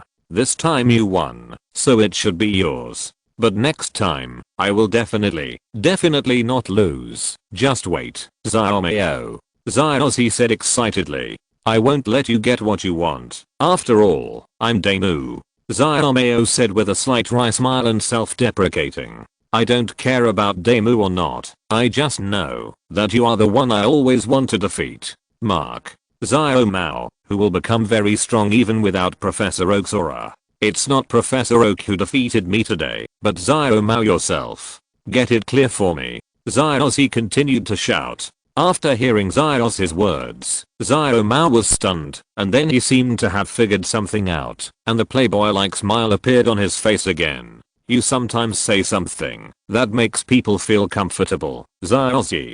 But I won't give you a chance. I will keep winning, and the champion of this silver conference must be me. Xiaomao said confidently. Wait until you defeat that purple-headed gloomy-faced man first. Didn't you lose to him in the quartz conference? Xiaoxi said. Humph, I'm not the same person I used to be. I will definitely take revenge this time. Xiaomao replied. I still have to go back to see Pikachu and the others left first. Come on in the next game. Xiaoxi stood up and stretched out his hand to Xiaomao and said. Don't worry, the goddess of victory will always stand by me. Xiaomao held Xiaozhi's hand and replied. After Xiaozhi left, Xiaomao looked at the lake again and said loudly, "How long are you two going to hide? Question mark? Degrees. After hearing Xiaomao's words, Wutong and Xiaoming walked out. Were we discovered? Wutong said without any embarrassment. Yeah, I think we hid pretty well. Xiaoming also said shamelessly. You two bastards didn't hide well at all. Xiaomao said speechlessly. Don't worry about such trivial matters. How about it? How does it feel to defeat your nemesis with a big advantage in a formal occasion? Wutong asked with a smile. Do you feel good? Xiaoming also asked. What do you think? Xiaomao asked back. The parties involved must know this kind of thing best. So, future Dr. Xiaomao, how long are you going to stay here? Wutong continued to ask. Future Dr. Xiaomao, some things are easy to get sick if you keep them in your heart. Xiaoming also said. You two guys are the ones who are autistic. I just came here to breathe some fresh air. Xiaomao retorted directly. Have you breathed enough? Wutong continued to ask without exposing him. If you have breathed enough, go back and have lunch. I guess Shinji has already gone to the restaurant first, right? Xiaoming said. After Wutong and Xiaoming finished talking, they started walking towards the contestant village, as if they had already confirmed Xiaomao's answer. Looking at the backs of Wutong and Xiaoming, Xiaomao clenched the half Pokeball in his hand, and his inner thoughts became more determined. Chapter 389. The two of them were busy, but they were busy. Hey, you two walk slower, wait for me. Xiaomao called Wutong and Xiaoming, and quickened his pace to catch up. Xiaomao carefully collected the half Pokeball from Xiaozhi. Wutong and the other two returned to the player village, but did not go directly to the player dormitory, but came to the restaurant they often went to during this period. When they arrived at the familiar position, Shinji was already sitting here. Huh, so slow. Shinji glanced at the three and said. The three people who had long been accustomed to Shinji's speaking style sat down without any care, and no one of the three Wutong asked about Shinji's afternoon game. After all, Shinji was not the kind of person who needed to be cheered on the spot. At the Silver Stadium, the final match of the 16-8 tournament is about to begin. Shinji and his opponent Dash are ready and standing in their respective positions. Dear audience, the final match of the 16-8 tournament is about to begin. They are Shinji from the Curtain City in the Sinnoh region and Dash from Cherry Town. First, let's decide the venue of this game. The host said passionately. The familiar turntable, the familiar rotation, the turntable finally stopped on the rock icon. The venue of this game has been decided. It is a rock venue. Then decide the order of first attack. The host continued. The red and green roulette appeared, and after spinning, the roulette stopped at the green position. It is Shinji's first attack. Let's look forward to the two players bringing us a wonderful game. The host said passionately. Shinji, come on. Shinji must win. X6 in the friends and relatives seat behind Shinji. Xiaomao's exclusive girlfriend cheerleading team once again guest starred as Shinji's support group. Gloomy monster, don't embarrass us. If you lose, we will laugh at you in the next meeting. Xiaomao said, while waving a purple fan with Shin written on one side and C written on the other side. Standing at the trainer's command position, Shin's forehead was bulging with veins, and the corners of his mouth twitched slightly. He clenched the Pokeball in his hand, and Shin's eyes became more ferocious, and glared at his opponent. On the other side, Dushi, who was inexplicably glared at, couldn't help but tremble. What's going on? Why is the look of the guy on the opposite side so scary? Shinji is angry. Xiaoming also said with a fan. It seems that my best friend intends to end the battle as quickly as possible. Wutong said while fanning himself leisurely with the fan. But when did you make these fans? Obviously, you didn't have them when you cheered me up before. Xiaoming looked at the tall pile of fans next to Wutong and asked speechlessly. Of course, there are not only Shinji's fans, but also Xiaomao's fans, Xiaoming's fans, and even a few Xiaoxi's fans. Who knows when Wutong got these things? Trade secrets, just focus on the game, it's about to start. Wutong replied. Shinji, who has the right to attack first, threw his Pokeball first. Heracross, prepare for battle. Shinji said coldly. Hera. Shinji's Heracross appeared on the field. Shinji's Heracross is more like a warrior than Wutong's pink fat worm that always jumps back and forth on the edge of weight loss, and Xiaoxi's Bug King that sometimes works and sometimes doesn't. Shinji's Heracross has scars of all sizes all over his body. His body is strong but not bloated, and his eyes are firm and reveal a strong fighting spirit.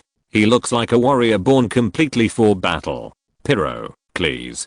Dash saw that Shinji sent out his Pokémon and also entered the combat state and sent out his own Pokémon. Both sides are ready. The game begins. The referee announced loudly, waving the flag in his hand. Chapter 390. The battle was over, and the battle was over. Heracross, sword dance. Shinji commanded. Heracross stomped his right foot on the ground, swung his body left and right, and waved his arms to dance a fierce war dance. Flame Horse. A flash of lightning. Dash commanded. The flaming horse rushed towards Heracross with a white light, and the goal was of course, to stop Heracross's sword dance. Shinji watched the action of the flaming horse very calmly. The flaming horse with white light directly hit Heracross' body. Heracross, who was still dancing the war dance, supported the ground with his feet and used his body to withstand the impact of the flaming horse. After being knocked back for a long distance, Heracross finally stopped the flame horse. Heracross, strange strength. Shinji commanded. Heracross lifted the flame horse up with both arms and threw it to the ground. Bodybuilding. Shinji did not pursue the victory, but commanded Heracross to continue to strengthen himself. Heracross began to show bodybuilding posture. Heracross's attack and defense were improved at the same time. Flame Horse, Flame Vortex. Although the Flame Horse's attack was successful, it was entirely because Heracross did not dodge. Dash also knew that the Flame Horse was not suitable for close combat with Heracross and decisively changed the fighting method. The flame horse was burning with flames and spun towards Heracross. Substitute, bodybuilding. Shinji commanded calmly. Heracross's body was split into two, front and back, and the substitute Heracross was directly wrapped in flames and burned. The real Heracross continued to do the bodybuilding pose. Heracross's attack and defense were improved again. Dash didn't understand what Shinji was trying to do. He used his body to take on an attack that he could avoid and continued to do bodybuilding even if he wasted half of his physical strength and energy. Everything Shinji did was like a rookie academic trainer who had no combat experience and could only command according to the content in the textbook. But it didn't make sense for a guy who could make it to the final tournament to be so bad. In addition, Shinji's calm look made Dash more and more uneasy. He always felt that if Heracross was not dealt with quickly, there might be a very troublesome situation. Flame Horse. Charge with Flash Flame. Dash commanded decisively. Heracross, charge at the cost of your life. Shinji was still commanding Heracross to attack, as if he was possessed by Xiaozhi. Flame Horse was wrapped in blazing flames and rushed straight towards Heracross. Heracross was not to be outdone. He lunged forward, his wings behind him emitting dazzling light and flapping at high speed, and he crashed into the flame horse with an unstoppable momentum. After the fierce collision, both Heracross and the flame horse retreated due to the recoil of the skill. Almost done, Heracross. Super Horn Attack. Shinji said when he saw Heracross flying back. Heracross, who was hurt again, let out a cry, and his body was wrapped in dark yellow-green energy. After receiving Shinji's command, Heracross's wings vibrated violently, forcibly stabilizing his body and readjusting his direction. His feet suddenly stepped on a huge rock, and the huge horn on his head emitted light, and he crashed into the flame horse with amazing momentum. Flame Horse. Trampling. Dash knew that the flame horse had no time to dodge at this time and really wanted to have another head-on collision. The flame horse raised the front half of its body, and its two front hooves emitted white light, and stepped on the flying Heracross. However, the imagined evenly matched collision did not occur, and the flame horse was directly thrown away by Heracross. After hitting the boulder and falling to the ground, the flame horse lost its fighting ability. The flame horse lost its fighting ability, and Heracross won.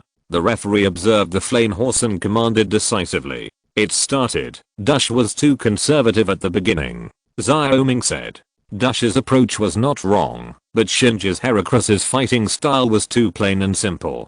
Wutong followed. That gloomy monster has put a lot of effort to train Heracross's insect premonition characteristics. If it weren't for your help, Wutong, I doubt whether Heracross can hold on to that strict training method. Xiaomi thought of Shinji's training and said helplessly, "You are too tall, look at me. All I did was to make Heracross recover faster."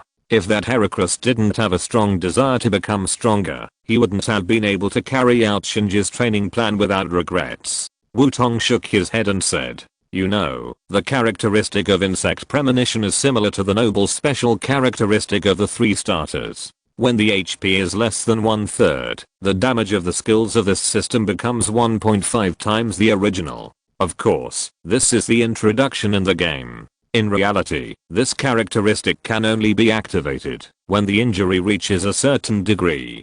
Pokémon with this kind of characteristic can also be actively activated when they are not injured after training, but Shinji didn't let Heracross go in this active activation direction." Wutong also asked him why, and his answer was that the passive characteristic effect of active activation is definitely not as strong as passive activation. And Shinji believes that if Pokémon always rely on active activation, they will lose the tension in the crisis moment and their fighting will also decline.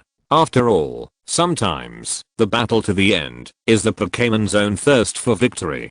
Based on this idea, Shinji used the method of training the little flame monkey in the animation to train Heracross in advance, which is why it is covered with scars. Originally, Wutong thought that Shinji might have tasted the taste of letting other trainers pick up the leak in advance. However, by chance, Wutong actually discovered that Shinji secretly treated Heracross, although he still had that stinky face, and his words were more of a lesson than encouragement. Sure enough, different experiences will also lead people to different growth directions. The early reconciliation with Lacey also brought different changes to Shinji, although this may be just a subtle change. Although there is no way to determine whether this change will be good or bad in the end, at least it seems good now. After all, Heracross unconditionally trusts his trainer and has the desire and determination to become stronger with his trainer. Chapter 391. The battle was over, but the opponent was still alive.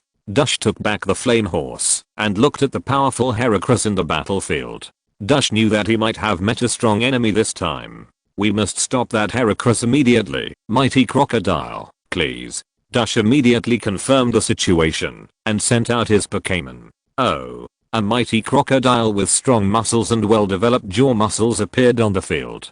"Heracross, Super Horn attack," Shinji commanded. Now all he needed to do was to make good use of Heracross's states to complete the team push. Of course, pushing the team is just a saying.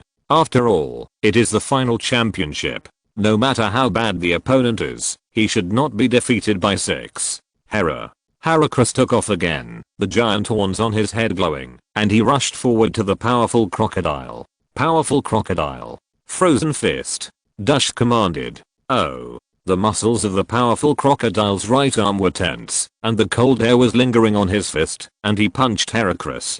Heracross collided with the powerful crocodile, and the powerful crocodile was directly repelled far away, almost leaving the battlefield. And Heracross stopped at the original position of the powerful crocodile, looking at the powerful crocodile with full fighting spirit. Oh. The powerful crocodile shook his right arm and shouted at Heracross. Obviously, the powerful crocodile did not expect that this big insect was so strong, and he didn't know whose name had the word powerful. Although Heracross had a full advantage in this collision, Shinji still frowned, and Dush's powerful crocodile actually blocked it. Is Dush's crocodile so powerful? Shinji's Heracross is already at full strength, but it can still catch it. Xiaoming said in surprise. It should not be as simple as being powerful. The characteristic of crocodile should be forced. The power of the freezing punch is very strong, and there is no freezing effect at all. Xiaomao said. It's not just forced. Look carefully at crocodile's neck. Is there a purple orb? Wutong said. Is there anything wrong with that orb? Many trainers will give their Pokémon some decorations. Xiaoming, a guy from a civilian background, obviously did not recognize what it was. Purple orb. Are you saying that crocodile's ability to catch Heracross's attack is also related to that orb?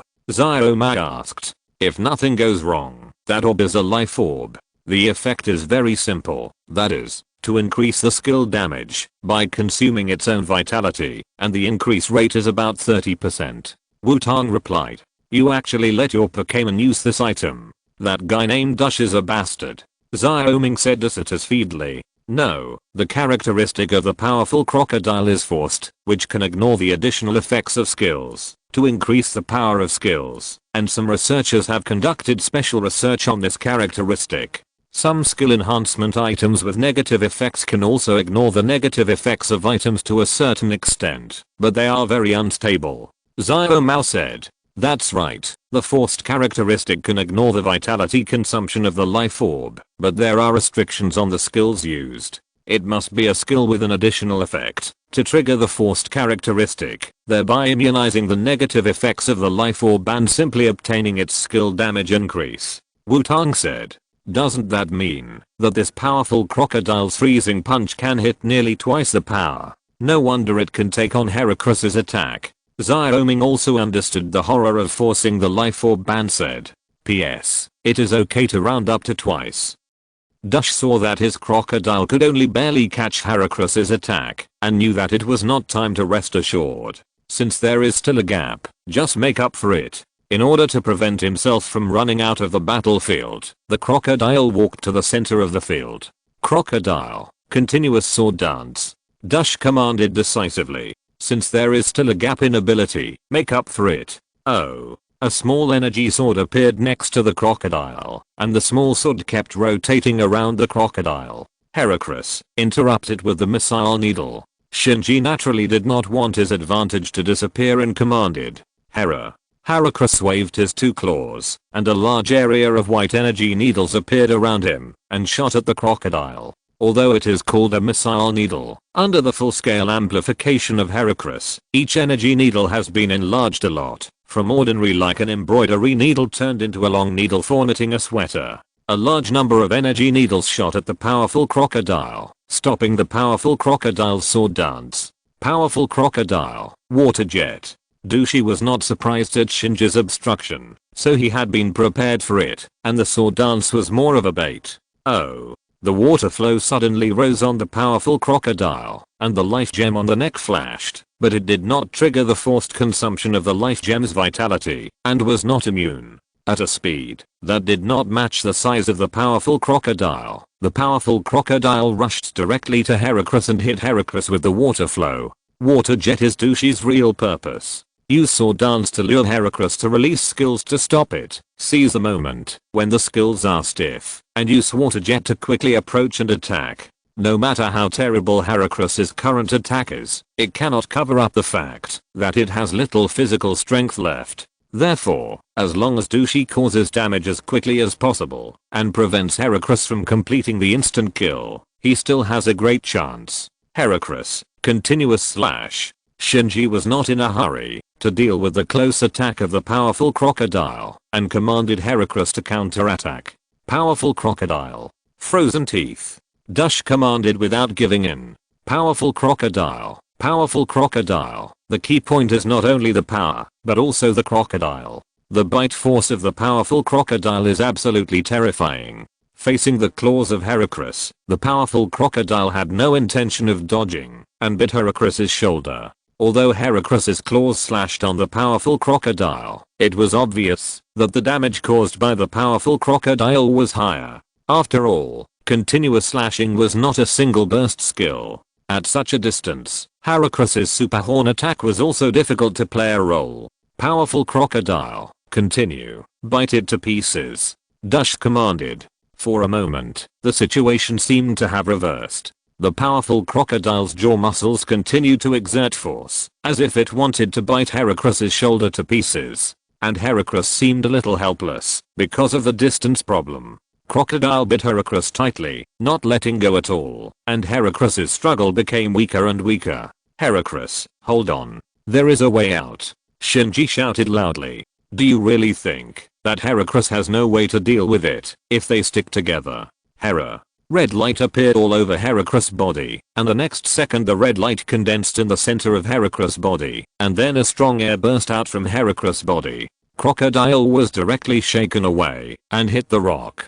After getting rid of Crocodile, Heracross also fell to the ground. Heracross, Crocodile have lost their ability to fight at the same time. The referee announced, after looking at the two Pokémon left and right. If you're listening to this novel on a channel other than Fanfic World, it means they downloaded and uploaded it without effort. We cordially invite you to visit our channel, Mundo Fanfic Novelos. There you'll find the original version of this story and you can explore many other novels of various genres. We're waiting for you to immerse yourself in a world of incredible novels. Chapter 392. The battle was over, but the battle was over. Shinji calmly took back Heracross. Although he did not achieve the expected goal, it was acceptable to reduce the opponent's number of Pokémon by 2. Eevee, get ready for battle. Shinji threw the second Pokéball and said, "Buaya Pokémon," that was very inconsistent with Shinji's style appeared. The Eevee called out sweetly to Shinji, and then looked at Dash with full energy. It's Eevee. Shinji actually sent an Eevee. It seems that Shinji has a soft heart under that cold appearance, the host said in surprise, after seeing the second Pokémon sent by Shinji. Obviously, the host had done his homework in advance. Shinji's choice of Pokémon has always been based on practicality and strength. Of course, it doesn't mean that Eevee is not strong. It can only be said that he is dissatisfied with Shinji's style of choosing Pokémon. One-horned Rhino, please. Dash also sent out his next Pokémon. Tai the one-horned Rhino appeared on the field and made a dull cry. After seeing the one-horned Rhino, Eevee tilted his head and looked very curious. Both sides are ready. The battle begins. Because both sides exchanged Pokémon at the same time, the referee announced, "Eevee, shake your tail." Shinji commanded. Buai Eevee twisted his body and swung his tail left and right at the one-horned Rhino. The one-horned Rhino's eyes were instantly attracted by Eevee's movements, and his head swayed left and right with Eevee's swaying tail. One-horned Rhino, cheer up. Scary face. Dash commanded. Lightning flashes. Shinji also followed the command. Ibrahimovic twisted his body, bringing a burst of white light, and rushed towards the unicorn. The unicorn had just escaped from the temptation of Ibrahimovic's tail, and before it could show its scary face, Ibrahimovic had already rushed in front of the unicorn. Given the huge size difference between Ibrahimovic and the unicorn, Ibrahimovic would definitely not directly hit the unicorn. After all, it would be uncertain who would be injured. Buai Ibrahimovic rushed in front of the unicorn and made a cute cry, then turned around and kicked the unicorn in the face before the unicorn could react. TSK. The unicorn, which was kicked in the face, successfully showed its scary face. The painful unicorn became very angry and roared at Ibrahimovic.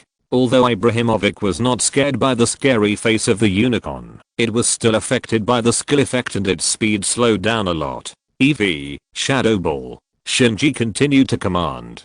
Eevee jumped back, and a black and purple energy ball appeared in his mouth. When Eevee jumped to the highest point, the black and purple energy ball was also shot out. Rhino was directly hit by the Shadow Ball. Even though the terrifying face of Rhino slowed down his movement speed, Shinji's Eevee still exerted his flexibility to the extreme. Rhino. Rock Blast. Dash was sure that Shinji intended to rely on Eevee's flexibility to grind Rhino to death and decisively let Rhino use a large-scale skill. TSK. Rhino, who had become very irritable because of Eevee's constant playing, directly performed beyond his level after hearing the command of his trainer. Rhino stomped one foot on the ground, and many stones flew up from Rhino and then shot at Eevee. The Eevee who had just landed had no room to dodge and was directly baptized by the rain of rocks. Eevee, who had no way to dodge, could only try his best to curl himself up to reduce the range of attack. Shinji frowned as he looked at the scene on the field. Is it still not working? Of course, Shinji did not send Eevee to the field because he thought that Eevee would be very strong, even if it did not evolve. After all, according to Shinji's habit, the only way is to maximize the ability in all aspects. Deliberately not let it evolve because of the mood of the Pokémon. It does not exist. That kind of Pokémon will only be released by him. And because there has been no good way for Shinji's Eevee, Shinji has never obtained the Fire Stone, Water Stone or Thunder Stone. so Eevee has never been able to evolve into the 3 series form of fire, water, and thunder. However, Shinji was not interested in the 3 series form. Leaf Eevee and Ice Eevee can better make up for the comprehensiveness of his team. However, the evolution of those 2 forms needs to go back to the Sinnoh region, and Shinji obviously has no intention of going back, or giving it to Reiji for his help. Another reason for not going back to the Sinnoh region to evolve Eevee is that Sun Eevee and Moon Eevee also meet Shinji's needs. Maybe even better, so Shinji is usually relatively tolerant of Eevee. In addition, Eevee likes Shinji very much, and is not afraid of Shinji's black face at all, so Shinji thinks that Eevee should have met the evolution conditions mentioned by Wutong a long time ago. But Eevee has not evolved for a long time, which makes Shinji feel very dissatisfied and confused, so he wants Eevee to feel the stadium to stimulate evolution. Unfortunately, Eevee still has no reaction. Just when Shinji was very disappointed and ready to exchange Pokémon, he suddenly remembered what Wutong said to him. Although he always thought it was completely nonsense, he didn't know why he suddenly wanted to try it now. Eevee, even if you evolve, I will still hold you and comb your hair like before and let you act like a spoiled child, Shinji said in a very cold tone. How could it be possible? How could Eevee refuse to evolve because he was afraid that he would not be loved if he evolved? And when did he ever love Eevee? Pokémon need strict training, and bonds are just ridiculous self-consolation for the weak. Shinji regretted it as soon as he finished speaking, thinking in his heart. However, Eevee, who heard Shinji's words, suddenly opened his eyes wide and stood up instantly, as if he had taken stimulants. A dazzling white light appeared on Eevee's body, which was the light of evolution. Looking at the Eevee who really evolved, Shinji frowned even more tightly. It was obviously what he expected, but for some reason, Shinji felt inexplicably unhappy. Chapter 393. The sun was shining brightly, and the sun was shining brightly. With the light of evolution, the sunlight, which had been gradually dimming due to the passage of time, suddenly became brighter. The sunlight gradually gathered around Ibrahimovic. As the light of evolution faded, the sunlight bloomed everywhere, and a purple Pokémon appeared in the battlefield. Shinji's Ibrahimovic has evolved. It's Sun Ibrahimovic, the host said loudly. Sun Ibrahimovic, telekinesis. After seeing the Sun Ibrahimovic that had completed its evolution, Shinji commanded without hesitation. Since he dared to let Ibrahimovic try to evolve in battle, how could Shinji not be prepared in advance? No matter what kind of evolutionary form Ibrahimovic evolves into, Shinji already has a set of combat methods that have been designed. Even the possibility of evolving into Sylveon has been prepared. Of course, the source of the information is still from Wutong. If Sun Eevee made a soft cry, the ruby on its forehead shone, and blue light appeared in its purple gem-like eyes. The unicorn suddenly felt that its body became unstable, as if an invisible big hand grabbed it and wanted to lift it up.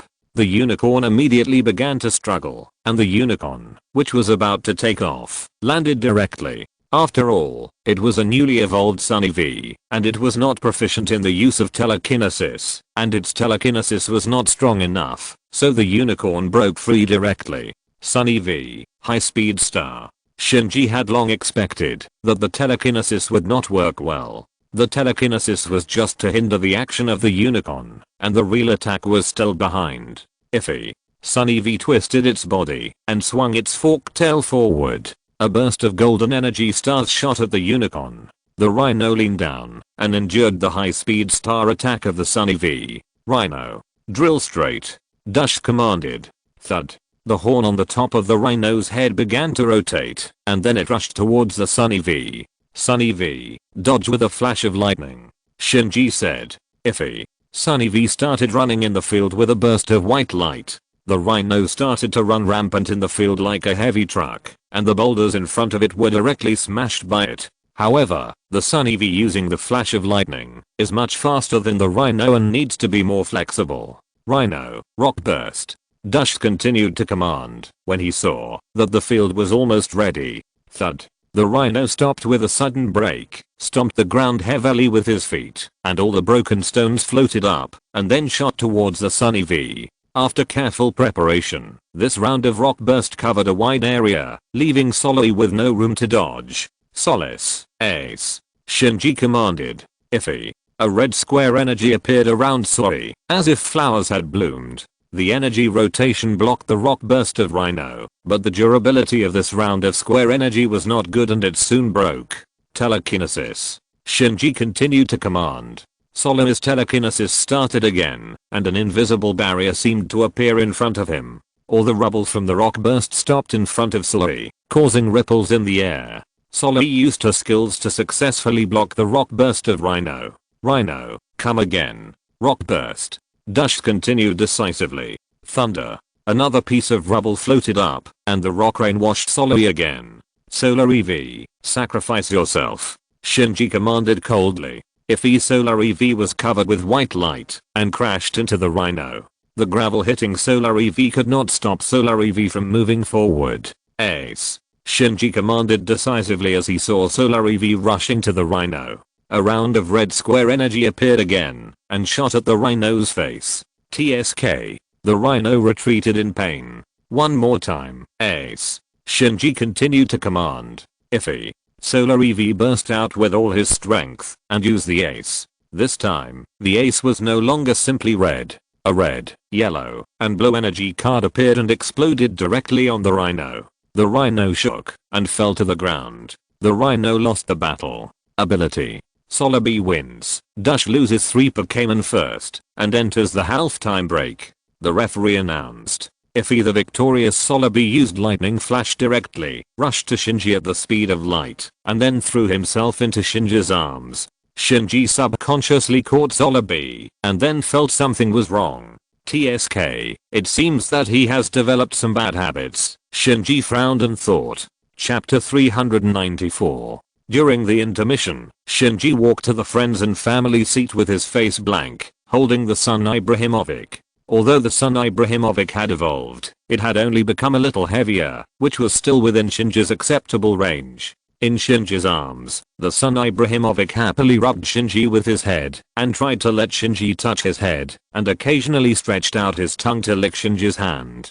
Shinji came to Wutong with the Sun Ibrahimovic, and then gave Wutong a cold look. Wutong returned a puzzled look. What's wrong, my best friend? Shinji looked at the Sun Ibrahimovic in his arms, and then looked at Wutong. You taught me, now find a way to solve it. So, why don't these two guys talk? Xiaoming, who was standing aside, looked at the two people who were looking at each other with confusion. It's probably because of laziness. Xiaomao shrugged and said. So, what do you want me to solve? Wutong asked. What do you think? Do you think that Sunny V can fight in the next battle like this? Shinji said irritably, but he still stroked Sunny V honestly with his hand. TSK, I really saw what it means to say one thing and mean another.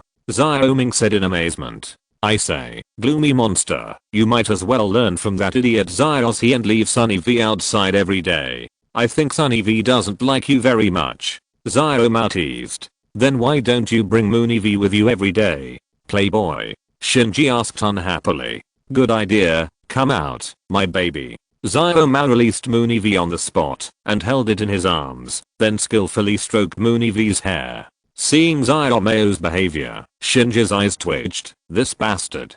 Don't worry, Sunny V is fine. Although this kid is very clingy to you, he still knows when to do what. Right, Sunny V.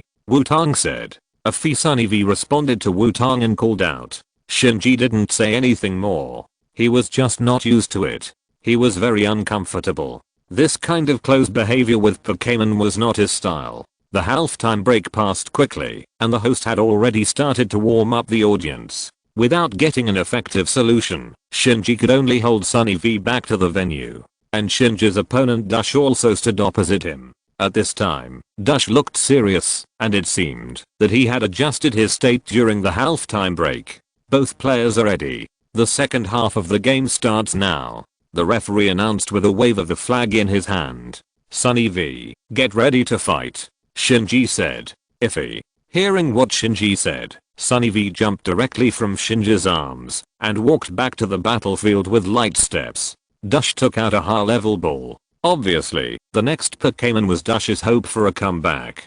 Go. Bankerus. Please. Dush threw the high-level ball in his hand and shouted loudly.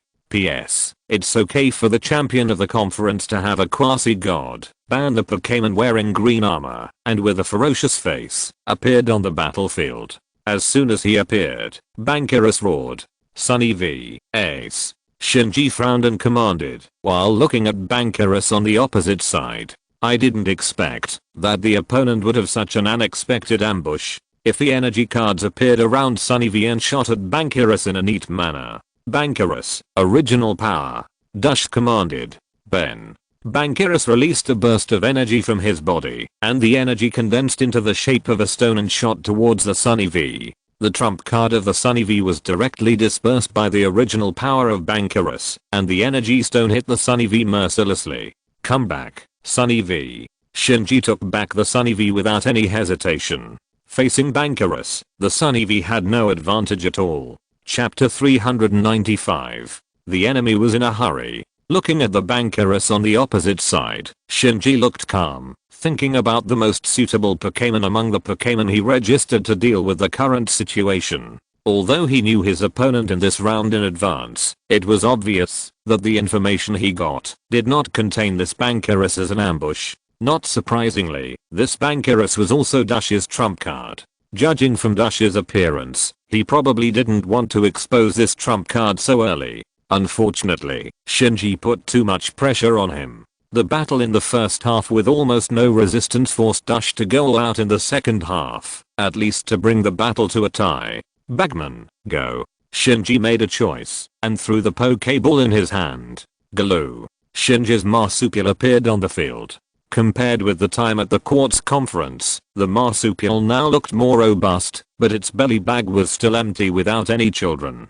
It seems that this marsupial has not found a partner in a year. As soon as the marsupial appeared, the size of Bankerus did not seem so huge. The two ferocious giant Pokémon stood on the field and looked at each other. The next second, a strange blush appeared on the face of the marsupial, and then it lowered its head shyly. Bankerus also shyly scratched the back of his head with his short hands, looking shy. Fuck, do you have to be so bloody? Wutong said speechlessly while looking at the situation on the field. The marsupial, who has been single for many years, fell in love with the opposite Bankerus on the battlefield. Question mark? Is this reasonable? Oh, the two Pokémon egg groups are both monster groups, so it's okay. Shinji's expression became even more gloomy. Something was wrong. It was definitely wrong. Heracross had a good start, but why did the situation become more and more strange? Dush also had a complicated expression. What was going on? Did love come so suddenly? Bonus. Hammer. Shinji commanded coldly. Galoo. After hearing Shinji's command, the bonus returned to normal. After all, it was an old member who had followed Shinji for a long time. Shinji's words must have a greater impact on it. What male monster? That would only affect its punching speed. The fist was covered with white light, and it punched Bankerus.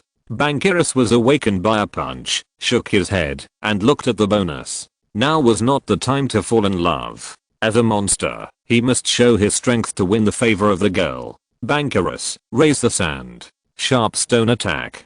Dush re-entered the combat state and commanded. Bang Banguilus roared, and a gust of sand and dust swept out with Banguilus as the center. The sandstorm instantly covered the entire field, and sharp stones floated around Banguilus' body and then shot at the marsupial. Bamu, return double. Shinji commanded. The rainbow energy covered the whole body of the marsupial, and the marsupial rushed towards Banguilus against the sandstorm. One sharp stone after another pierced the body of the marsupial, but it could not stop the marsupial's pace. After coming to Banguilus, the rainbow energy of the marsupial's body condensed on its fist and punched Banguilus. Bamulus, hold on. Dush hurriedly commanded. The green energy shield wrapped Banguilus, and holding the energy shield offset the marsupial's double return attack. Bamulus, make a big fuss. Dush seized the opportunity to command. Ban. A red light flashed in Bankerus' eyes, and he started to attack the marsupial frantically. Marsupial, hold on. Shinji looked calm, without any feeling that the marsupial was at a disadvantage. The marsupial bent its body and exuded a faint red light. Its arms protected its head and silently endured Bankerous' attack. Dush saw the reaction of the marsupial and felt something was wrong, but under the effect of holding on, Bankerous could not get rid of the marsupial in the first time. Shinji waited calmly, waiting for the opportunity to counterattack. Bankerous' offensive gradually weakened, which was a signal that the riot was over. At the end of the riot, Bankerous inevitably fell into chaos. Marsupial, survive from the desperate situation, Shinji commanded when he saw the right time. Gal. The marsupial roared, and a burst of extremely powerful energy burst out from the marsupial's body. Bankerous was instantly knocked back by this energy. Bankerous, hold on. Dush shouted. Bankerous fell to the ground because of the marsupial's desperate survival. The last bit of the marsupial's physical strength was also exhausted by the attack of the sandstorm, and it also fell down. Just as the referee was about to announce a draw, Bankerous stood up staggeringly. The marsupial has lost its ability to fight. Bankerous wins. The referee waited for a few seconds and then announced loudly. Chapter 396. The battle was over, and the battle was over. Shinji didn't care about the failure of the scorpion. The scorpion had achieved his expected goal, and the Bankerous in front of him had been greatly weakened. No, it should be said that there was not much physical strength left. What needs to be done next is to use up the remaining physical strength as quickly as possible. Nidoking, prepare for battle. Shinji took back the scorpion and sent out his fourth Pokémon. Nidoking stood on the field, and the wind and sand hit Nidoking without any harm to Nidoking. Bankerous, sharp stone attack.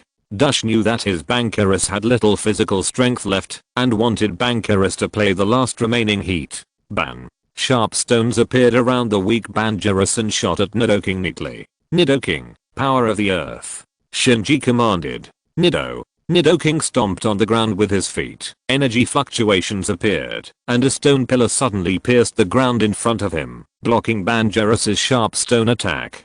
P.S. Ice Cube said it first. It is very similar to the Cliff Sword, but there are two recorded forms of the power of the earth. One is a bit like the Cliff Sword, but it is a very abridged version of the stone pillar protruding from the ground. The other is to use shockwaves to hit the ground under the opponent's feet, to cause a cave attack. At the moment when the stone pillar created by the power of the earth blocked Bankerous' attack, Dush decisively exchanged Pokémon. Come back, Bankerous. Go, Natural Bird. Dush quickly exchanged Pokémon. After Bankerous left the field, the wind and sand in the field slowly dissipated. It seems that Bankerous did not continue to use his power to maintain the sandstorm after starting the sandstorm. Now that it has left the field, the sandstorm has also entered a calming moment. A Pokémon like a totem pole appeared on the field, looking straight ahead, as if looking at something that cannot be observed. Faint? There must be something wrong with this natural bird, Shinji thought quickly in his mind. Nidoking, 100,000 volts. Shinji quickly made a choice. He could not exchange Pokémon, and he had to suppress this natural bird first. Nidoking raised his body, and the horns on his head flashed with lightning, and a bolt of lightning struck the natural bird. Natural bird, light wall. Dush commanded. Natural bird stood there without moving, but a transparent energy wall appeared in front of natural bird out of thin air. However, the characteristic of Shinji's Nidoking is forced. Although there is no life orb to further enhance it, the effect of the forced characteristic alone is also very good. Nidoking's 100,000 volts directly broke through the light wall of the natural bird in a few seconds, and the lightning continued to strike the natural bird. However, with the weakening of the light wall, the power of 100,000 volts was cut by half, and it did not cause much damage to the natural bird. Natural bird, prey. Dush didn't care about the natural bird being hit. As long as the natural bird could release this important skill, it was enough. This time, the natural bird finally moved, and its empty eyes looked at the sky, and its wings spread out, as if performing some ancient ritual. Suddenly, a distorted star trace appeared in the sky, as if something was going to happen. Seeing the action of the natural bird, Shinji gave up letting Nidoking continue to attack, and his hand touched the Pokeball on his waist. Nidoking, come back. Windy Dog, get ready for battle. Shinji exchanged Pokémon very neatly. Oh oh oh. Speedy roared at the newly reappeared Bankerus.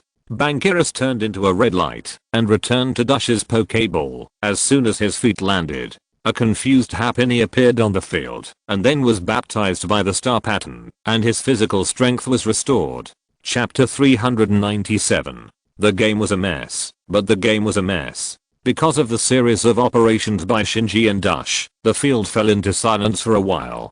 Happiny looked around in confusion. What happened? It's not my turn to play yet, and why was it nursed as soon as it came up, and it wasn't injured?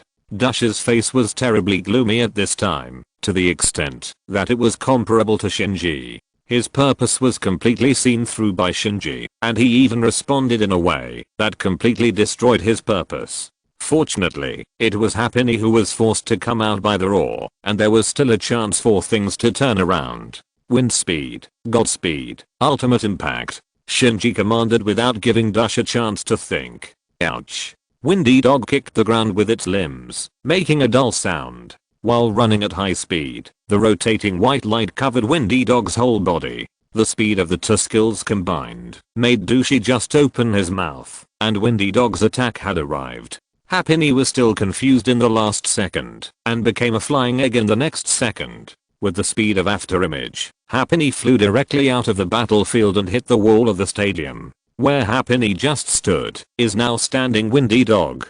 Although Windy Dog is still standing at this time, if you look closely, Windy Dog's limbs are constantly shaking. Using super speed and ultimate impact at the same time greatly increases the side effects of ultimate impact. Not only is it temporarily unable to move, but Windy Dog's limbs are also seriously overloaded. Windy Dog's speed will be seriously affected for a certain period of time. Happiny did not lose its combat effectiveness directly after hitting the wall. Happiny's ability to withstand beatings is no joke. After standing up from the ground, Happy Egg looked very angry. He was hit so hard just after coming out.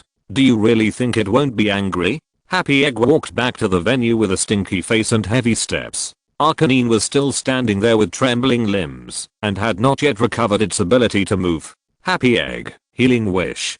Dush commanded when he saw Happy Egg coming back. Happy Egg, degrees. Happy Egg was shocked and stopped just as he was about to move and looked at his trainer in disbelief. After seeing the serious look in his trainer's eyes, Happy Egg knew that he couldn't hide. Damn it, he couldn't avenge this grudge. Happy Egg took out the egg in his belly bag directly and then smashed it hard on the ground. The egg broke directly, leaving a blue energy liquid on the ground. After smashing the egg, Happy Egg lay back directly without the strength to continue fighting. Come back, Argyle. Shinji knew that he couldn't stop Dush, so he didn't insist and took the immobile Argyle back. Come back, Happiny, Bankerus, please. Dush sent Bankerus out again.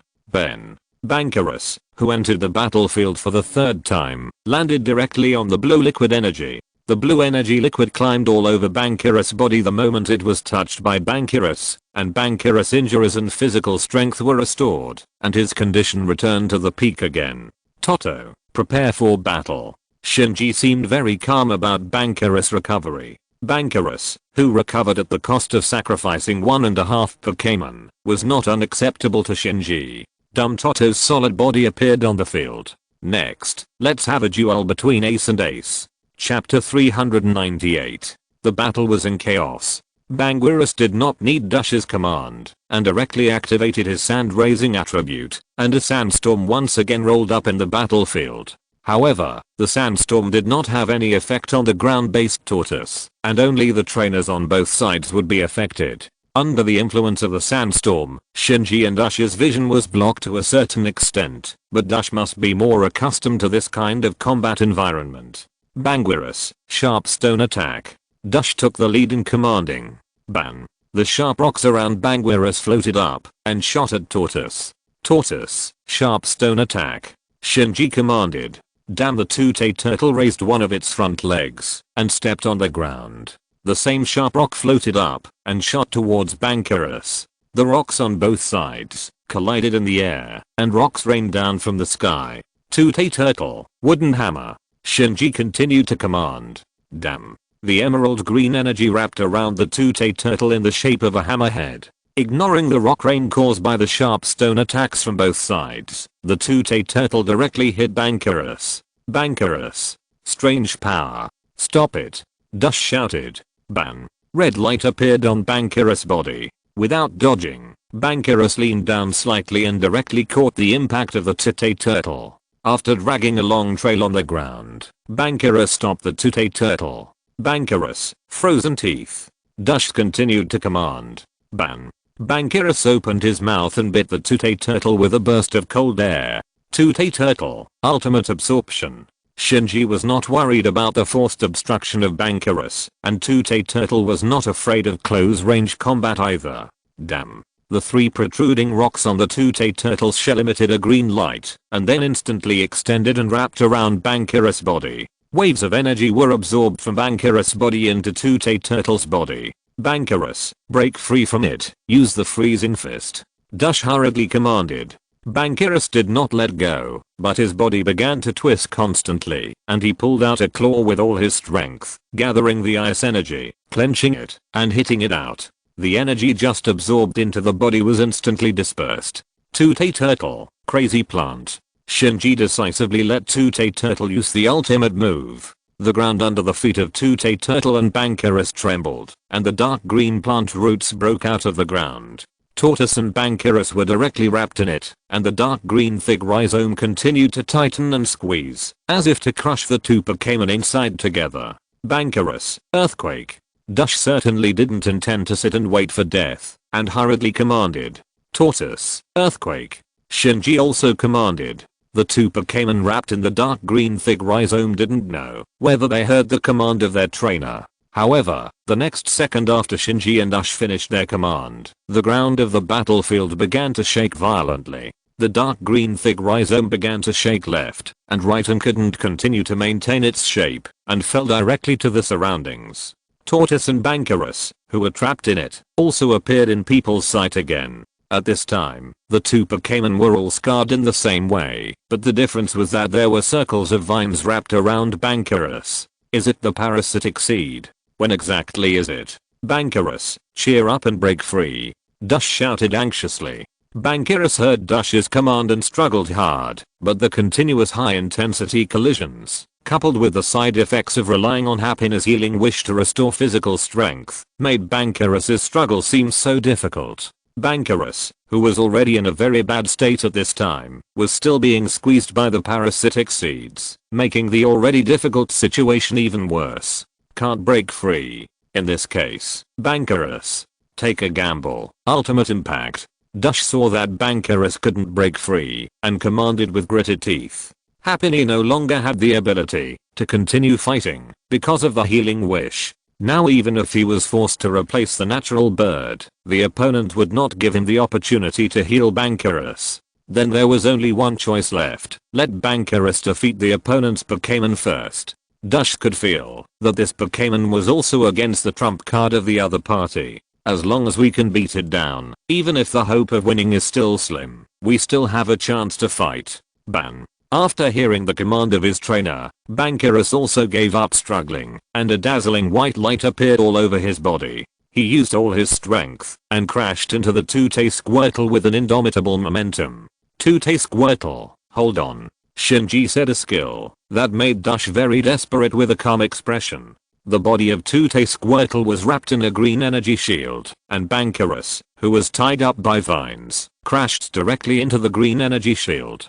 Bankerus may also know that this is the key to whether his trainer still has a glimmer of hope, and he desperately squeezed his last bit of physical strength. Can a sound of broken glass sounded, and two-tailed Squirtle's defensive energy shield was shattered, and Bankerus successfully crashed into two-tailed Squirtle. Even though the energy shield blocked most of the damage, the two-tailed turtle was still in a bad state at this time, and was directly pushed back to the sidelines by Bankerus. The two-tailed turtle used its limbs to support the ground, and the familiar scene reappeared, but this time the two sides exchanged. The two-tailed turtle left a long drag mark on the ground and finally stopped Bankerus. Bankerus still didn't want to fall like this. His claws couldn't be pulled out, but he still had teeth. Some ice crystals appeared on Bankerus's sharp teeth, trying hard to bite the two-tailed turtle. However, under Bangila's feet, several seeds suddenly exploded, and the vines that exploded tied Bangilis tightly from head to toe. How is it possible? When did it happen? Dushi said in disbelief. TSK, this guy actually incorporated your tactics into his own tactics. It's really scary. Xiaoming shook his head and said as he looked at the situation on the field. You don't need to say more about this, of course. It refers to Wutong. Integration is nothing. The key is that it is becoming more and more hidden and natural. I almost didn't notice it. This gloomy monster, I have to be more alert when fighting him in the future. Xiaomao said seriously. It's okay, but it was thrown when I was sprinting with the mallet. If the opponent doesn't reach his half, it will be useless. If it were me, I would just shoot the seeds and sharp stone attacks together. Anyway, there is a rock rain as a cover, and the opponent can't find it. Wutong analyzed seriously. Xiaomao and Xiaoming looked at Wutong speechlessly. This guy's definitely serious. A strong Bangiris was tied up by more vines and fell to the ground like an oversized metal pupa. Without any hope of struggling, Bangiris directly lost his ability to fight. After Bangiris lost his ability to fight, Dush's last hope was completely shattered. Although the remaining Pokémon of Shinji are basically the last of their strength, he still has a Pokémon that has not appeared yet. Dush was defeated after only having one natural bird left. Even with Xiaoxi's full aura, he couldn't win. Natural bird lost its ability to fight. The winner is Shinji. After Natural Bird lost its ability to fight, the referee raised Shinji's flag and announced loudly, "What a wonderful battle. Let us congratulate Shinji for winning this game." So far, the 16-8 games of the final tournament have all ended. Let us congratulate the players who entered the quarterfinals again. The host's voice also appeared on the radio. Dush took back Natural Bird and walked to Shinji and took the initiative to extend his hand. What a good battle. You have completely seen through my thoughts. It seems that I still have a lot to learn. Dush said to Shinji cheerfully. Your Pokémon are all good, but you rely too much on Bangiris. Shinji turned around and left after saying that. For a powerful trainer, Shinji didn't mind communicating with him. What a cold guy. Dushi said helplessly as he looked at Shinji, who turned and left. He didn't expect that his Silver Conference journey would end so soon. If you're listening to this novel on a channel other than Fanfic World, it means they downloaded and uploaded it without effort. We cordially invite you to visit our channel, Mundo Fanfic Novelos. There you'll find the original version of this story and you can explore many other novels of various genres. We're waiting for you to immerse yourself in a world of incredible novels. Chapter 399. After the wedding, the two of them were very happy. Shinji returned to his friends and relatives' seat and looked at Xiaomao, who was surrounded by Shinji's temporary cheerleaders with disdain. What's wrong with this guy? Shinji asked with a frown. Probably the price of cheering for you, Xiaoming said. Xiaomao said that, as long as his 6 girlfriends come to play the guest role of temporary cheerleaders for you, he will accompany them to go shopping for a day. Now they are discussing where to go, Wutong said with a gloating look. Shinji sneered. It's what he deserves. This guy dared to agree to such a request just to tease him. It's been too long since he met his girlfriends and forgot the pain he once suffered. Shinji still remembers the first time when Xiaomao came up with the Shinji temporary cheerleader team at the Quartz conference and the doubtful look on his face after accompanying his girlfriends shopping. Now he dares to come for the second time. It's what he deserves. Let him figure it out himself. It seems that we will be short of one person for today's night tea party, Shinji said coldly. Hey, you gloomy monster. Who do you think I'm doing this for? After hearing what Shinji said, Xiaomao was surrounded and shouted. Psycho. Shinji said disdainfully. Come on. Wutong continued. This is a happy trouble. Accept it well. Xiaoming also waved his hand and said. The night tea party without Xiaomao didn't last too long. After all, Shinji lost a guy who quarreled with him, and Wutong and Xiaoming couldn't see the fun. What else could they do? So today's night tea party, 3 missing 1 version, ended early. Xiaomao also finished his meal with his 6 girlfriends in the middle of the night and staggered back. Obviously, Xiaomao was not particularly used to having dinner with 6 girlfriends after a long absence. From his bulging belly, it can be seen that he must have received a lot of love from his girlfriends. This is just the beginning. Xiaomao has already paid in advance for the rest day before the quarterfinals. He will go shopping with his 6 girlfriends. When Xiaomao arrived at the dormitory, he looked at Wutong and the other 2 with expectation, hoping that they would tell him that there was something important tomorrow to save him from the sea of suffering.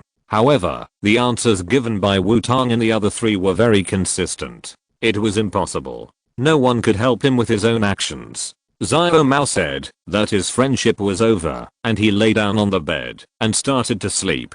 There was no way. If he didn't keep his energy well, he would definitely die tomorrow. Seeing Xiaomao's regretful look, Wutong and the other 3 just smiled helplessly. However, Shinji and Xiaoming said that Wutong should bear half of the blame. After all, Xiaomao was definitely influenced by Wutong to enjoy himself so much, and he enjoyed himself in the moment and ignored the consequences. What a joke. Although I love to commit suicide, I have always dealt with the consequences of committing suicide myself. Wutong shrugged and said. Regarding Wutong's quibbling, Shinji and Xiaoming had no other expression except contempt. On the rest day, when Xiaomao was not there, Wutong and the other 2 also prepared for their own 8-4 matches. Although they all had their own opponents and did not meet directly, no one wanted to leave the stadium first at this time. So although it was only a match of 8-4, Wutong and the others were more nervous than when they were about to enter the finals.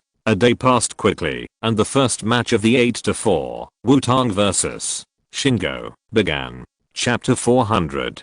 The game was over, and the players were busy. Wutong stretched his body and walked into the battlefield of the Silver Stadium from the player channel. The long-lost battle made Wutong very excited. Before the game, Wutong had registered his Pokémon and took out a Pokéball from his waist. Unlike the ordinary red and white balls, the original red part was replaced by yellow and green camouflage colors. This Pokéball is a hunting ball dedicated to the hunting zone. Needless to say, the Pokémon inside is the Beedrill. You should be impatient too, Wutong said to the hunting ball in his hand. In response to Wutong's words, the hunting ball shook slightly. Standing at his position, opposite the battlefield, Shingo had already stood there. Today, Shingo did not bring his precious computer. Sorry for the long wait, audience. The Silver Conference, the top 8 of the championship, will begin soon. Now our first game players are ready. As usual, let's draw the venue for this game first. The host's voice came from the radio. After the host's voice fell, the roulette wheel that drew the venue began to rotate and finally stopped on a water drop pattern. As the venue was determined, the battlefield between Wutong and Shingo began to shake, and a pool that occupied the entire venue appeared. In the center of the pool was a not so large circular platform, and a cross-shaped bridge was built with the circular platform as the center. On the water surface, several circular floating boards were floating randomly. At first glance, they were used to move Pokémon that were afraid of water. After the venue was determined, the next thing was to decide who would attack first. The roulette wheel changed again, and the red and green colors flashed back and forth, and finally stopped on the green. The attack order has been determined, and Shingo, who is standing on the green side, will attack first, said the host. Both players, get ready, the game begins. The referee raised the flag in his hand and announced. Shingo, who got the right to attack first, took out the Pokéball and threw it out without hesitation. Shock. A Pokémon in red armor appeared on the field, and Shingo sent his trump card, Mantis, at the beginning. Shingo, who attacked first, directly sent Mantis, which was undoubtedly an invitation to Wutong. Seeing Shingo's choice, Wutong instantly understood what Shingo meant, and the hunting ball appeared in his hand. Go, Beedrill. The opponent has already sent out an invitation. We must respond well. Wutong threw the Pokéball and said. Buzz Beedrill appeared on the field and habitually rubbed its 2 long needles. Mantis, sword dance, high speed movement. Shingo commanded. Shock. Airflow spurted out from the holes on Mantis' body, and the sword-shaped energy rotated around Mantis for a week, and then merged into Mantis' body. Giant Beedrill, gather your energy, and move at high speed. Wutong did not rush to attack, and also commanded his Pokémon to add a wave of buffs first. Buzz the Beedrill calmed down, became highly focused, and the wings behind it flapped faster. Bullet Fist. X2 after doing the preparation work, Wutong and Shingo shouted at the same time. Two lines, one silver and one red, appeared in the field. The two Pokémon rushed towards each other at a very high speed. The sound of metal clashing appeared. That was the sound of the long needle and the giant pincers colliding. End of this chapter. Thank you very much for reaching the end. Don't forget to like. Looking for more exclusive content and immediate access? Subscribe to our Patreon. Remember, every like, subscription, or donation encourages us to continue. Thanks to everyone. See you in the next video.